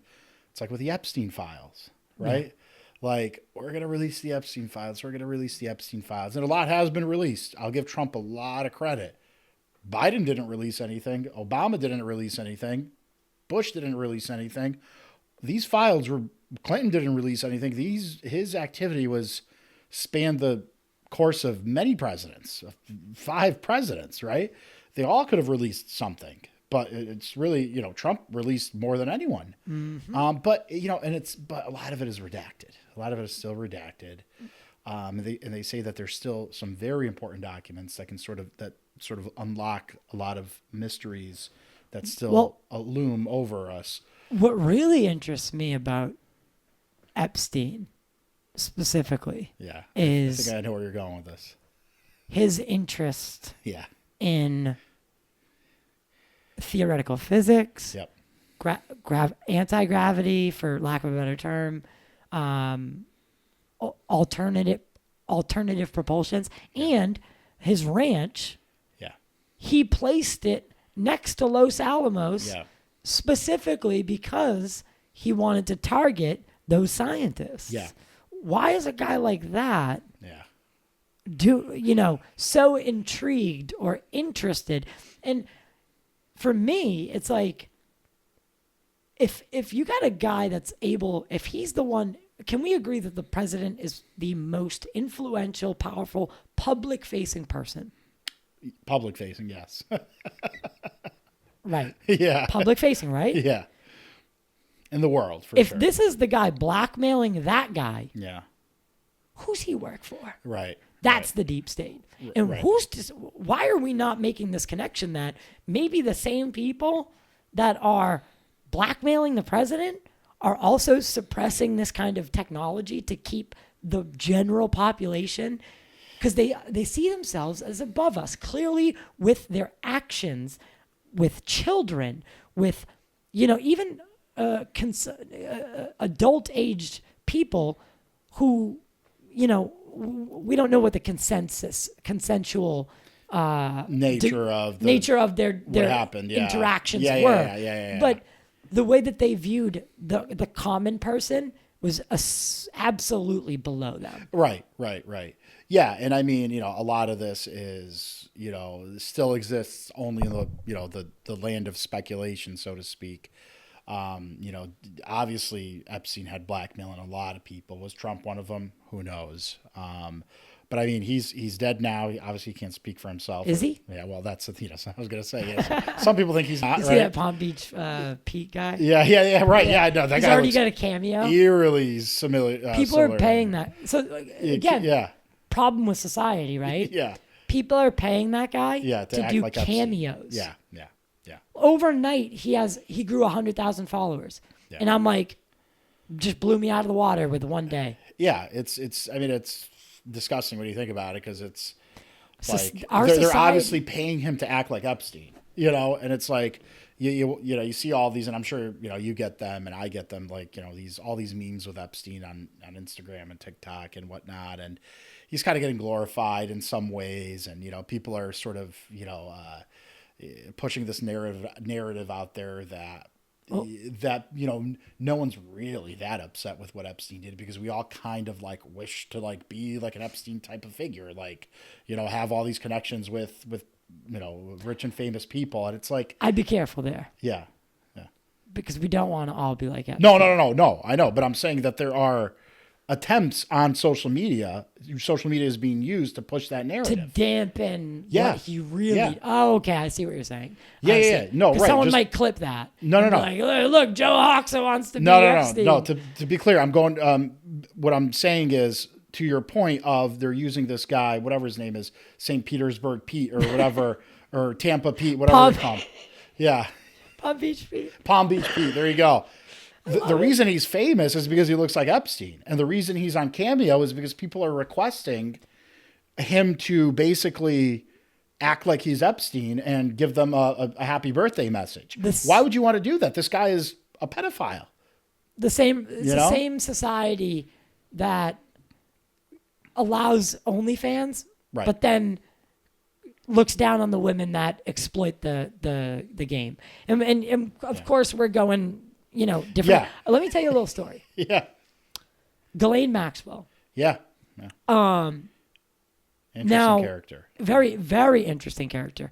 Now, there is this story that just like Epstein, Ghislaine also had helpers, hands, but she only wanted a specific type of person.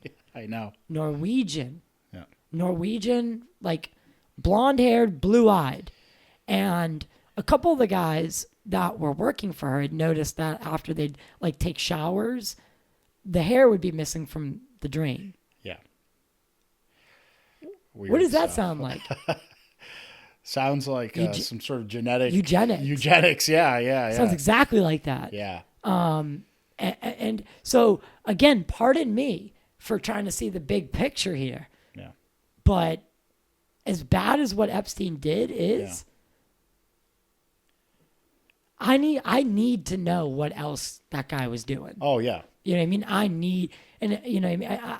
I'm not trying to be political about it. I'm not trying to keep giving limelight to a guy like that. But why there is something there. There's a there. He exposed the dark underbelly of some levels of our society that, again, what I was getting to before, we assumed was going on.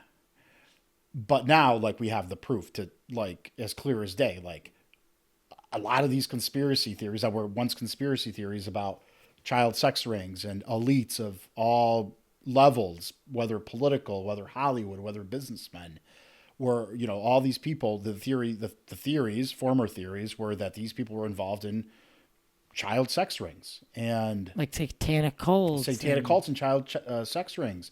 And before the release of these documents, as imperfect as they've been, the release of them has now given us definitive proof that these things exist and that they're international.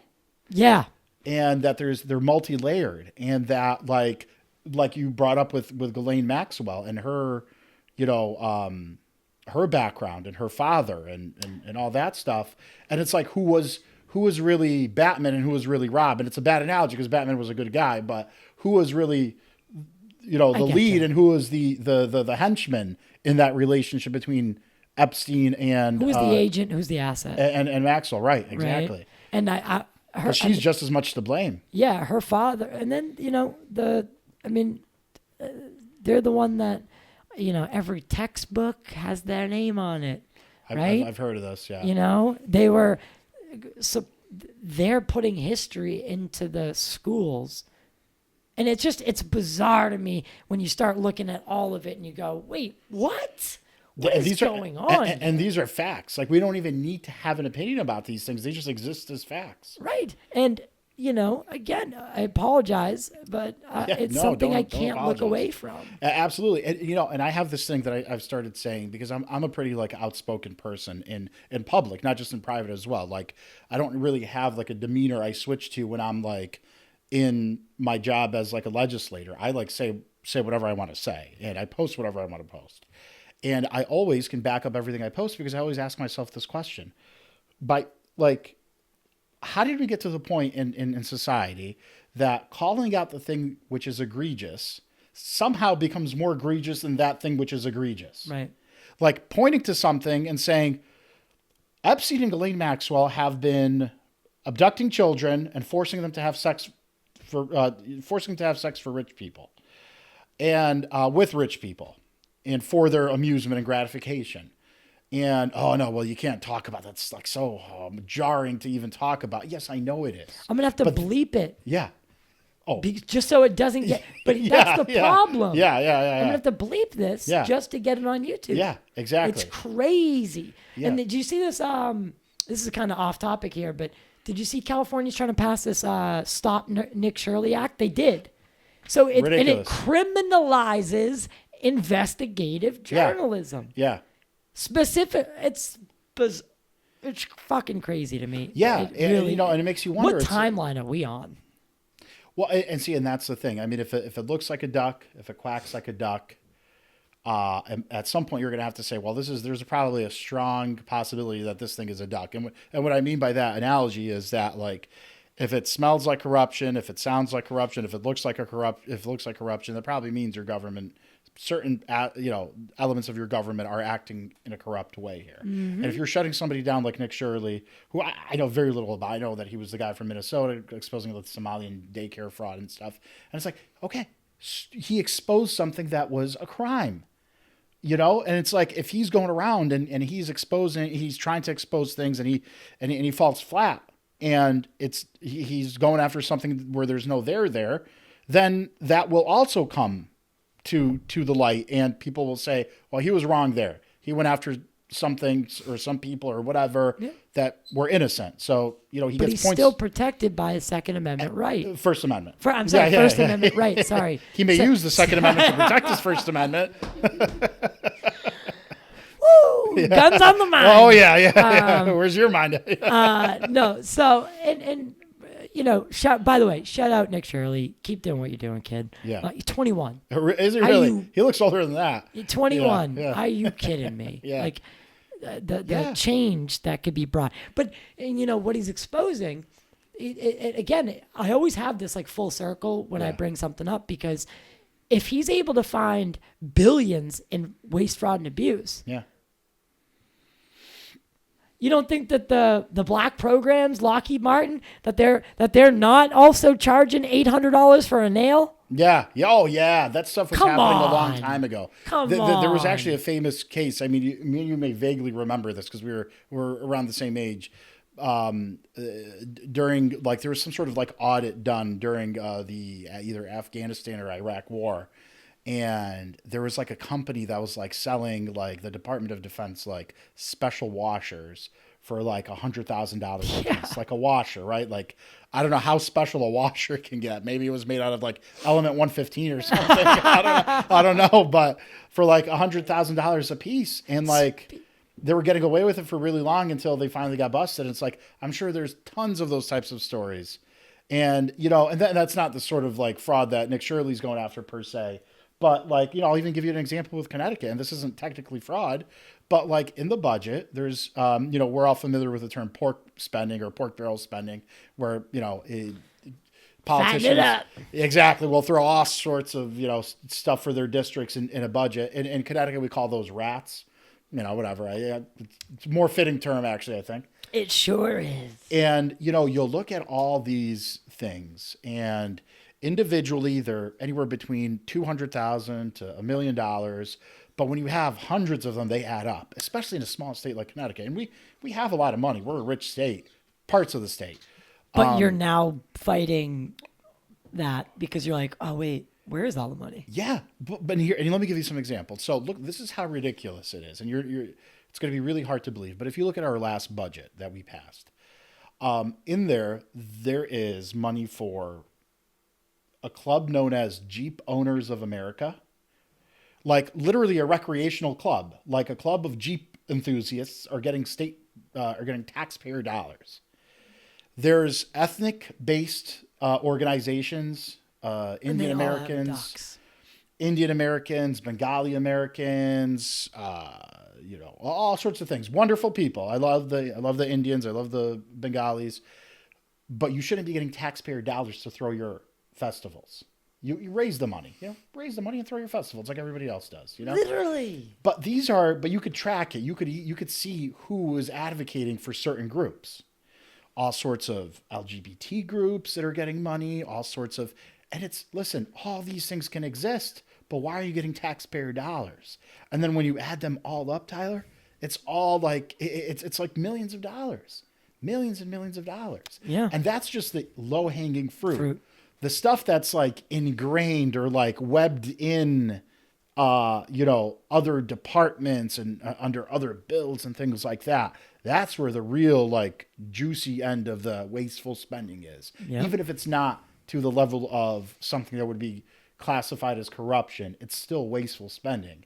And, this isn't, the time or place to talk about that. But, the point is this, that we have created this huge, like Eisenhower said, military industrial state at the federal level. I'm glad you brought him up. Yeah.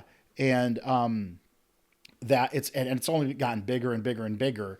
And here's the thing, and this is the thing that I've always been afraid of, but I think it's happened even before I was born, is that military industrial state, I think, has gotten into the private economy, has gotten its nails into the private economy, into our national economy here, so far deep that like you can't just cut it out now, because if you do, then you don't know, like, let's say you work a factory job and you're just, a simple, assembly line worker, let's say, whatever. You're making a part that goes into something. Well, that something may be bought by another company who then sells it to the government, and it's all interconnected. And if you cut the head off of all this money that is going into the private sector from the federal government for defense spending, you're killing thousands and millions of jobs potentially. And then you're the bad guy. Because you've just caused a massive recession and depression maybe, and people are losing their jobs and they can't pay their bills. It's an inherent issue. Yeah. It's an inherent issue. It's almost lost. Like there's no way to win that battle yet. The military industrial complex has already won. Yeah. Because now, like you said, you're the bad guy if you try to do something about it, because it will have negative ramifications. Right. I got to ask. Yeah. Do you believe Bob Lazar? Yeah, I believe him. Personally, I believe him. I look at him, and I've never once seen him. I've never really, like, I'm not going to pretend to be like an expert, like body language reader or anything like that, but just my gut feeling when I look at somebody's face and the way they express themselves, I've never once like read any insincerity in his face or in what he's saying. And his story has stayed so consistent, at least that I know of. Maybe somebody has picked up a discrepancy here and there. I mean, listen, if you ask me to retell my how I got into the UFO, field story, there's going to be some discrepancies, obviously. But he just comes off as a sincere individual. And the fact that if you look at the new UFO, the new S4 documentary, it's called S4. S4, yes. The Bob Lazar story. Exactly. Luigi Venditti, he's coming on the show. So cool. He did a great job. Project Gravatar, very, very, very talented. Yeah. So I saw the thing they keep referencing in that documentary, like the the VR headset. Yes. Yeah. I yeah. put that on, Yep. and you're in the hangar. Really? Oh, Yeah, that's cool. Wild. Yeah. And that's how it started. That's all it was going to be. Yeah. And then they were like, "Oh no, we need to show people, because like we can't just like expect everyone to have reality goggles." Yeah, yeah, right. yeah. It was cool, but they were like, "We need to be able to show this to people. This Yeah. is something next level." Yeah. So Yeah, but yeah, so getting back to that, the reason why I believe him, part of the reason why I believe him is in that documentary S4. They talk about, I think it was George Knapp. We were just talking about him, that he tried to either get does Los Alamos even exist anymore? Yeah, it does. Yeah, it does. So he tried to call like a few different places to see if they could give them confirmation that Bob worked there. And I think the only place that gave him some sort of confirmation was like this like staffing agency who said that like gave him some. yeah, they were headhunters. Headhunters, yeah, they gave him some sort of confirmation that yes, there was a Bob Lazar here, and we like referred him over to S4 or not S4, Los Alamos. EG&G. EG&G. There you go. Yes. And S4 is obviously a military base. I wouldn't refer him over to that, and which is a part of Area 51, right? S4. Yeah. So S4 is a sector of Area 51, Groom Lake. Yes. Yes. But it's up by Papoose Lake Yes. is where S4 is. Yes. So that's where allegedly he worked. Right. And I mean, like you said, consistent. Really Hasn't made money off No. of the UFO topic. You know, people will fly him to do Yeah. the podcast. Yeah. I don't consider that making money. No. It's like, you know what I mean? But this community labels, anytime money gets involved, Yeah. you're a grifter. You're a grifter. Yeah. And it's like, guys, we're throwing that word around just like we throw whistleblower around. Right? Yeah, We like yeah, these yeah. buzzwords in this community. Yeah, Right? yeah. You can't just be a witness. You have to be a whistleblower. Right, Right? You right, can't right. just be a researcher. You have to be the foremost expert. Right? Right. Exactly. So exactly. We love that kind of stuff. But Bob, I get that same feeling. Yeah. And, you know, there's been a few documentaries that have been made about him, and I've seen all of them. And like we were saying, the story stays pretty consistent.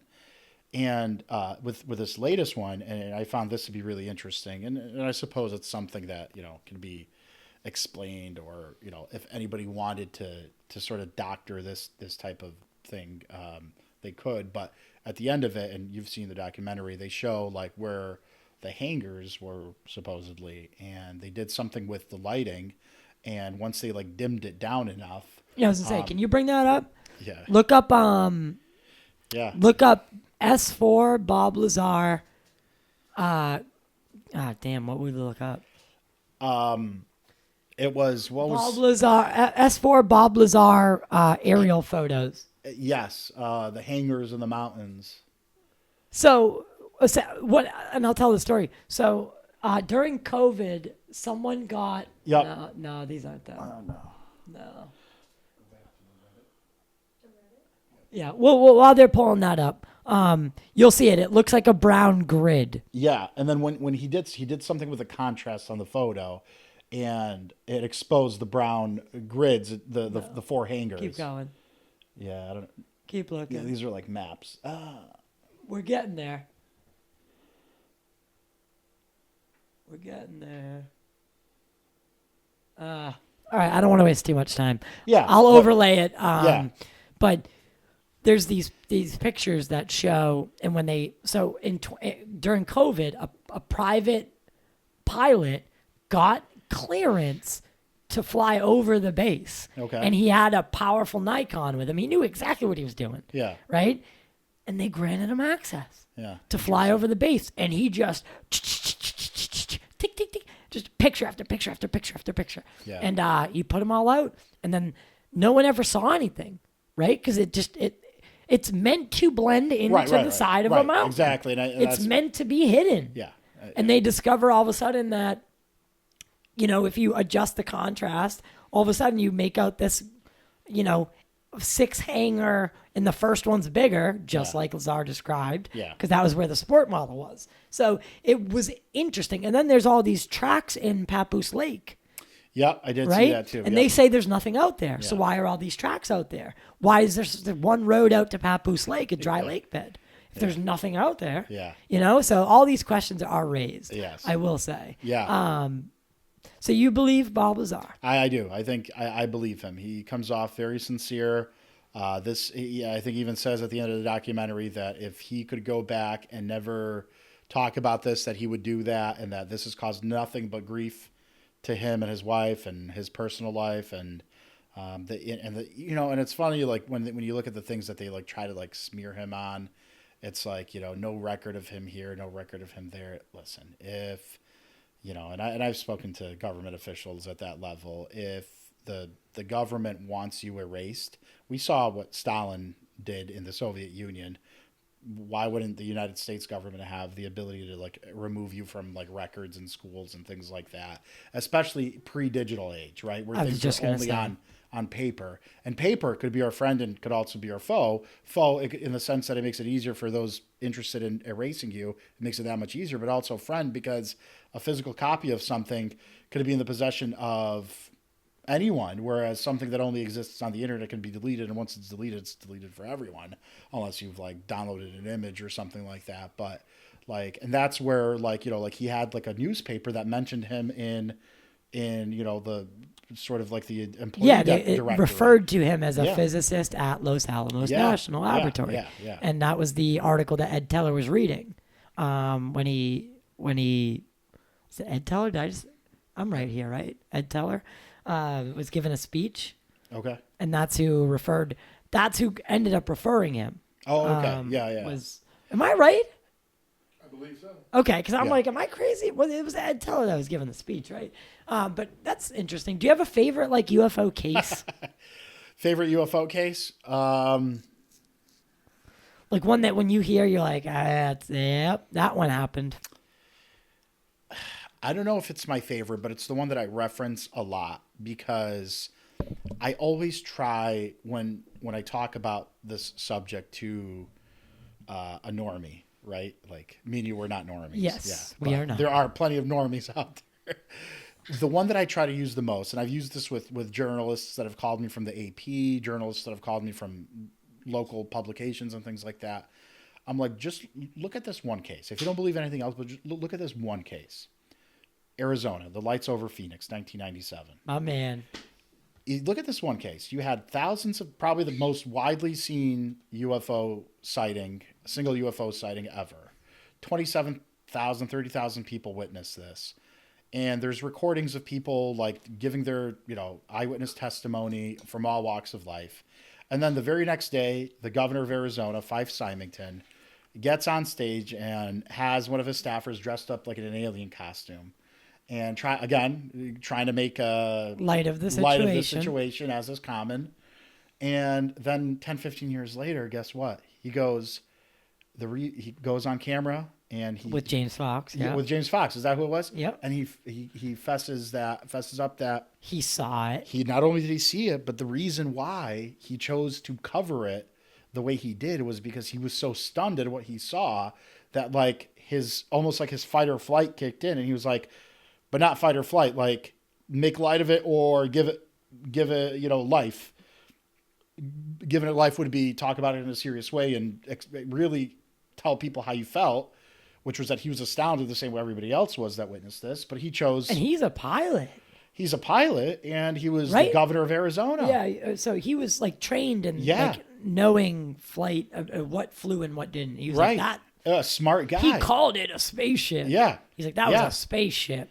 And that people, I find that to be that one of the most incredible cases. Oh, yeah. And I just tell people, look, this is like, imagine our governor in Connecticut, Governor Lamont. Yeah. Right? That's his name. I forgot who you guys have up here, but you had Charlie Baker. And imagine him. I think it's Michelle. It's someone else now. Forgettable. But just imagine like a normal like politician, like on the state level. Doesn't even need to be federal, but somebody important on the state level. Like, can you actually imagine this? Like Trump has an experience, right? And, he's been beating around the bush on this issue. I know we have some stuff we're going to release and this, that, and whatever. But imagine he one day has a press conference And He's out golfing at He's out golfing, and he Mar-a-Lago says- or whatever. Yeah, and he goes, I saw a spaceship, or I saw lights, I saw a V-shaped formation. Nowadays, we've become so desensitized, not just because of him, but because of just social media and like what we were talking about before, all the content that exists out there, that we may see something like that and may go, this is like shock content, or this is like, supposed to be something funny. Like, not everybody will have that same synchronous reaction, Right. where they're all like, what did this guy just say? Like, not everybody may have the same reaction, right? The visceral, guttural. Exactly. what? Because of the nature of the times that we live in, that like some people may see that and go, oh, he's just trying to be funny again, or oh, this is just a joke, right? But back then there was that didn't really exist. There was the real world. There was no social media world, Right. And you have the governor of the state getting on camera and making a joke about this. Everybody that didn't see it themselves thought it was a joke. Yep. Then now, I forgot when the video came out. I think 7 years ago or something like that, 2019, 2018 maybe. He comes out and he says, I felt the same way everybody else felt. I was in utter shock at what I was witnessing, and I'm paraphrasing whatever, I don't know exactly the words he used. You could look it up. But he basically admits to just having felt the same thing everybody else felt when they saw that. And, but that's not what he portrayed to the world. And that's the part that, like, I think, is the most interesting. And even for somebody that's a quote unquote normie, we use that term, as sort of lightheartedly. But you show that to somebody, and if they're willing to try to digest the point you're making, it should make them, it should resonate, and should make them go, Oh, no. holy shit. Like, yeah, I see what you're saying. Like, this guy was the governor of Arizona, made light of it, and then fessed up 15 years later and said that, like, he actually believed it to be what everybody else believed it to be, an actual UFO sighting. Yeah. And not only he didn't even say UFO. He said it's a spaceship. Yeah. It's not of this world. Like, it's a pretty, like, stern descriptor. Yeah. Right? Yep. So yeah, that case, I'm in contact with Dr. Lynn Katai. She got like the famous footage and pictures of it. Oh, and Lights Over Phoenix? So she made she funded the documentary about it. Yeah. So, she's a wonderful person. Yeah. I hope to have her on soon. But moving forward, you talked earlier about, ancient aliens. Yeah. Now, I know everyone laughs when it's almost like comical. I agree, to like that, because we all think of the show, right? Yeah. And the show's gone 17 goddamn seasons, like 18 goddamn. You know what I mean? Oh, yeah. So of course that they've had to stretch, right? They had to There's been a stretch component of that. component, but do you think it's crazy to think that we've always been in contact with something? No, I don't think it's crazy to think that. And I consider Ancient Aliens, the show, a very credible source of information, because again, it's a show that's presenting established findings. It has professionals speaking it has professionals speaking on the show about certain things, scientists. They're using historical facts and documents. They're just packaging it into this thing called Ancient Aliens with some vibrant characters that are the hosts. But again, the stuff that they're talking about, it's like we were talking about before, just because something comes from the internet, you don't automatically disqualify it as, oh, that's garbage because it came from the internet, because everything is on the internet, the good, the bad, and the ugly, right? So it's like Ancient Aliens is absolutely a valid show to get good information on the UFO topic, because all they're doing is aggregating all these, cases and documents. Even take the show and put it aside. Yeah. The actual like base theory. Yeah. Oh, right. The actual base theory, because the problem I have with Ancient Aliens is I think they go a little too far Yeah. and saying that like 'Cause everything has to- everything's alien, right. but like things like the pyramids, Yeah. right? Yeah. The precision, the astronomical, the mathematical, like this idea that in almost every culture, every civilization, they talk about beings that descended from the sky and taught right. them civilization, essentially agriculture, mathematics, astronomy. It seems that we all across the globe were seeing the same thing almost as early as time itself. Yeah, no, exactly. For me, the biggest piece of evidence, in my opinion, is when I say evidence that is not like actual footage or eyewitness testimony. I'm talking about historical evidence. Yeah. Before the time of cameras and photographs. The biggest piece of evidence for me is the cave paintings. Yeah. And we're talking about paintings that are predate civilization, like caveman times, like when we didn't have like real civilization. And there's depictions of flying objects, of people in spacesuits, and then fast forward, thousands of years later, medieval paintings of Christian figures, Jesus himself, and crafts above his Baptism head. of Christ Yes. has a UFO right Yep. at the top of it. Yep, exactly. Right? And then there's that. I mean, a lot of the, like you said, that period, the medieval period, it was almost like, because again, the church at the time, they're judge, jury, and executioner. Oh yeah. Right. So Yeah. art, that's a way you could hide what you were seeing, but also document it. Right. Right. It's the sun. Right. Right. Or but a star or an angel. But it's like Right. got this light that's descending onto Jesus as he's being baptized. Yeah, It's and then there's like those drawings where like there's humans in like these crafts, these like intricate crafts. Yeah. It's not like it's a human on a cloud, it's a human in a craft. Like it's got like a steering wheel and it's got like things around it. Like it's not a 100%. cloud. And all these people that try to like, cope and say that it's clouds or it's something that they could, wedge into their all pre-existing paradigm. It's not. It is what it is. And there are some pictures where there are clouds, and you could say, okay, those could be clouds. But there's ones where they're clearly not, and that's the point. Why were people, thinking to draw these things before anything flew? Anything flew. And like, I mean, strip down like a dragon, right? Yeah. Strip down a dragon and bring it to the base, right? If we didn't have a word, right? If the closest thing we had to flying object was dragon, right? That's how they're going to describe them. And a fire-breathing dragon, what does that sound like to you? Sounds like a modern-day rocket blowing fire out the back. Yeah. It's a dragon, right? Yeah. So I think language is particular.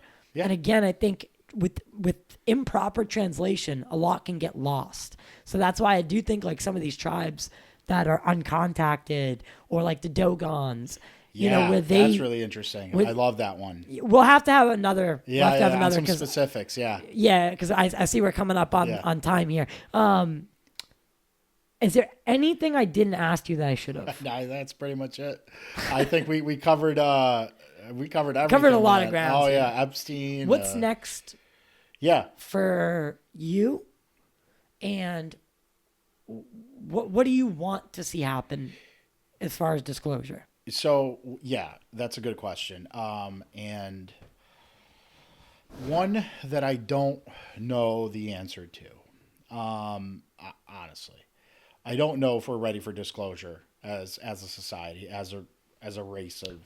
Not everyone says that. Yeah, I don't think we are. I mean, because I have these conversations lightheartedly, not as intense as we've gone here, obviously, with a lot of people, and especially now, like people actually come to me, and they come to me from every sort of level of this subject, from some pretty intense, perspectives like what we've discussed here, to some pretty casual, like we said, normie sort of like views on this, like, oh, little green men, and I just get the sense that like very few people can have really grasped the seriousness of the implications of what it would mean if we really had disclosed to us that we are truly not alone, and that the things that we've been seeing have actually been other life forms, other intelligent life. I don't feel confident enough that we can grasp that. Like, we literally could have like a full on like panic, dystopian level collapse of society, I think. You think? Oh yeah. I don't think that we're, as humans, I mean, look how like weak we are, like in so many respects. Like, we still fight these wars, and the smallest differences, result in conflict. Like, really, like I to be honest, I don't think we're ready. We're not ready. If this is real, we're not ready as a whole to digest this. Honestly, I respect the fact that you're willing to say that. Yeah. And still willing to pass a bill like you did. To pursue it. Yeah. Because most people sit in that chair and they go, we're ready. Because they want us to be ready. Yeah, exactly. Not that we are. I want us to be ready too, but I don't know that we are. But if I could do my little part in at least offering a scientific way of analyzing whatever we see, and, maybe putting some people at ease as far as experiences that they may have had in Connecticut that can be explained by a study of this nature. And if nothing else, like I said, just bring more awareness to the topic and show people it's being taken seriously by the government. Isn't it funny? I mentioned this on the phone to you. Yeah. The enemy of the UFO Yeah. conspiracy world has always been the government. Yeah. But the only way confirmation comes is from the government. From the government, It yeah. just seems inherently conundrumic. Yeah. I think I made up a word again. Like a quagmire. Yeah, like it's inherently a like conundrum. a catch-22. Yeah. Yeah. So yeah. because I don't need disclosure. I've seen things. Right. Yes, you were going to tell me. I was. Yeah. Do we have time? We'll end it here. Okay. So I was young, outside, throwing a ball, waiting for the other kids to get home from school. My audience is going to be like, dude, I don't want to fucking hear this story again. I look up, gunmetal gray, craft, oscillating, moving forward, treetop level. No mistaking what it is. I didn't have a frame of reference for that type of craft. I lived next to Hanscom Air Force Base, and I grew up next, during 9/11. Yeah. I knew what flew and what didn't. This thing should not have flown. Here in Massachusetts? Yep, dead silent, Billerica, Mass, right next to Hanscom. Billerica, yeah. And at the time, a Raytheon. Yes. Raytheon's in that area. So I see the craft. I run in. I tell my mom. She's like, you saw a UFO. Brings me to the library the next day, yada, yada, yada. Move on life. I end up going a different direction, right? I'm not happy with that direction. Something's off, Then I get sober. Things start to clear up a little bit. I had an issue with drinking. Yeah. And, my mom passed, but she got to see me sober for a couple of years, which is, for me, that's everything. That's the most proud of myself that I've ever been, is that she got to see it all the way through, because she was there during the bad, right? She was always there. And she always remains there. Yeah. It's weird. But Yeah. I'm in the room with her. I come back and I'm not happy with things. I'm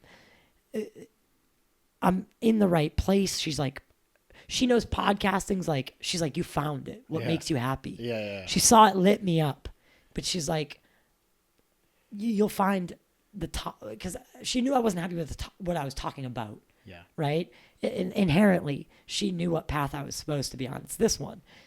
And so I'm in the room when she passes of breast cancer, and man, I can't explain it, but just a little ball of, you ever look down a highway on a hot day?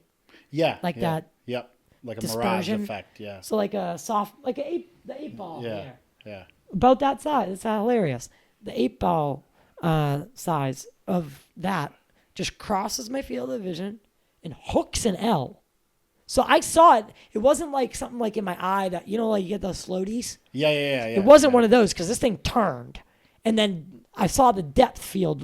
Like, when something makes a L, Yes. you can now you're seeing it move away. Yeah. So it's cross and then it's moving away. And it goes out the window, boom, up. Or at least I lost it outside the window because I'm colorblind and it didn't, I don't know. What color was it? I don't know. It didn't emit a color. I'm colorblind to a degree. Oh, okay. So you saw it as like light. I just saw it as, it looked like light bent around it. Oh, okay. But my mom was there. She was there. Yeah. Like, just like you're there, I Yeah. can see that you have a conscious spirit right now. Yeah. You're in there. Yeah. I watched this thing go by. I look back, and now my mom's gone. And I close her eyes. I never put meaning to it. Yeah. I didn't talk about it for like a year because I thought I was crazy. But that day, Total Disclosure was born. Yeah. Wow.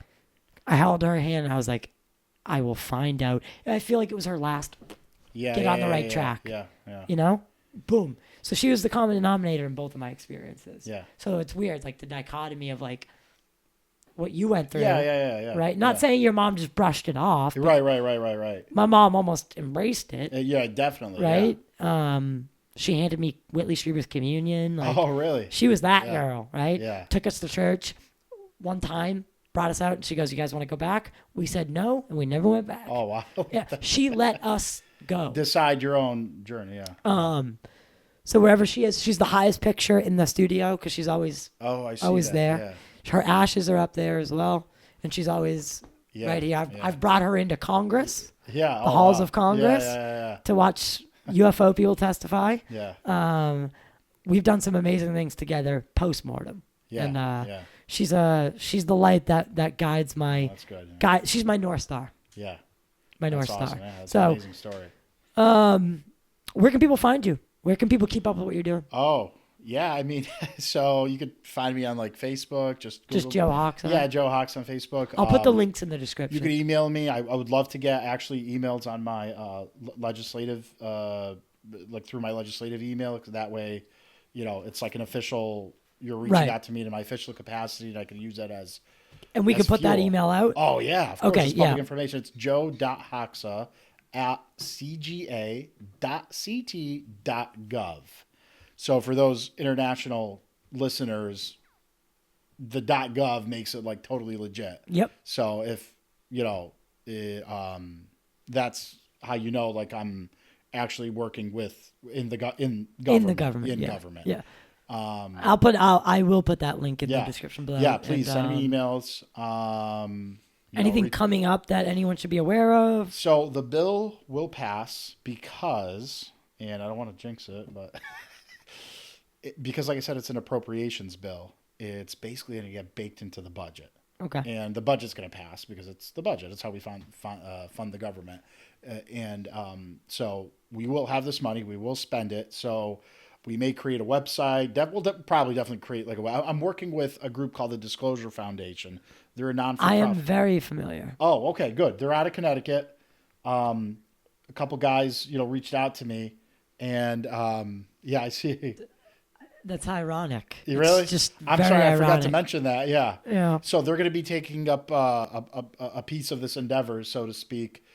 So we'll be on social media and everything. I'm sure we'll have like a page, a website to report anything and to interact with the public. So you're going to hear more, and I'll send you whatever you need to get it out there. Well, we'd love to have you back. Oh, absolutely. I'd love to continue doing this, and maybe next time we could bring another person in, do whatever. But you have an open invite, my friend. Thank you, Tyler. And thank Appreciate you. it. Nice Thank meeting you. Nice meeting all you guys. And everyone out there listening or watching, thank you. We couldn't do it without you, and I don't know if I would want to. I definitely would, actually. But without you guys, this wouldn't be possible. Please, if you can, like, share, subscribe. You already have your phone in your hand. Don't be lazy. It takes 20 seconds. Rate and review on your favorite podcast platform. And if you can, take a step further and join our membership for early and ad-free access. Thank you so much to producer Jane, to Jess on the keys, and to Lissa doing the background notes. The team has been doing a great job, and I just want to say thank you guys from the bottom of my heart. Truly, it's been a process. Giving up control. I was a one-man show for years, I'm sure, many years. So I have a tough time letting go of reins. We But got a really good crew here. yeah, so we've been doing this is where I need to be. Yeah. So absolutely. Good luck. Thank you. This is great. This was great. Thank you. Thank you, man. Appreciate it. Thank all you. right, and we're out. See you guys on the other side.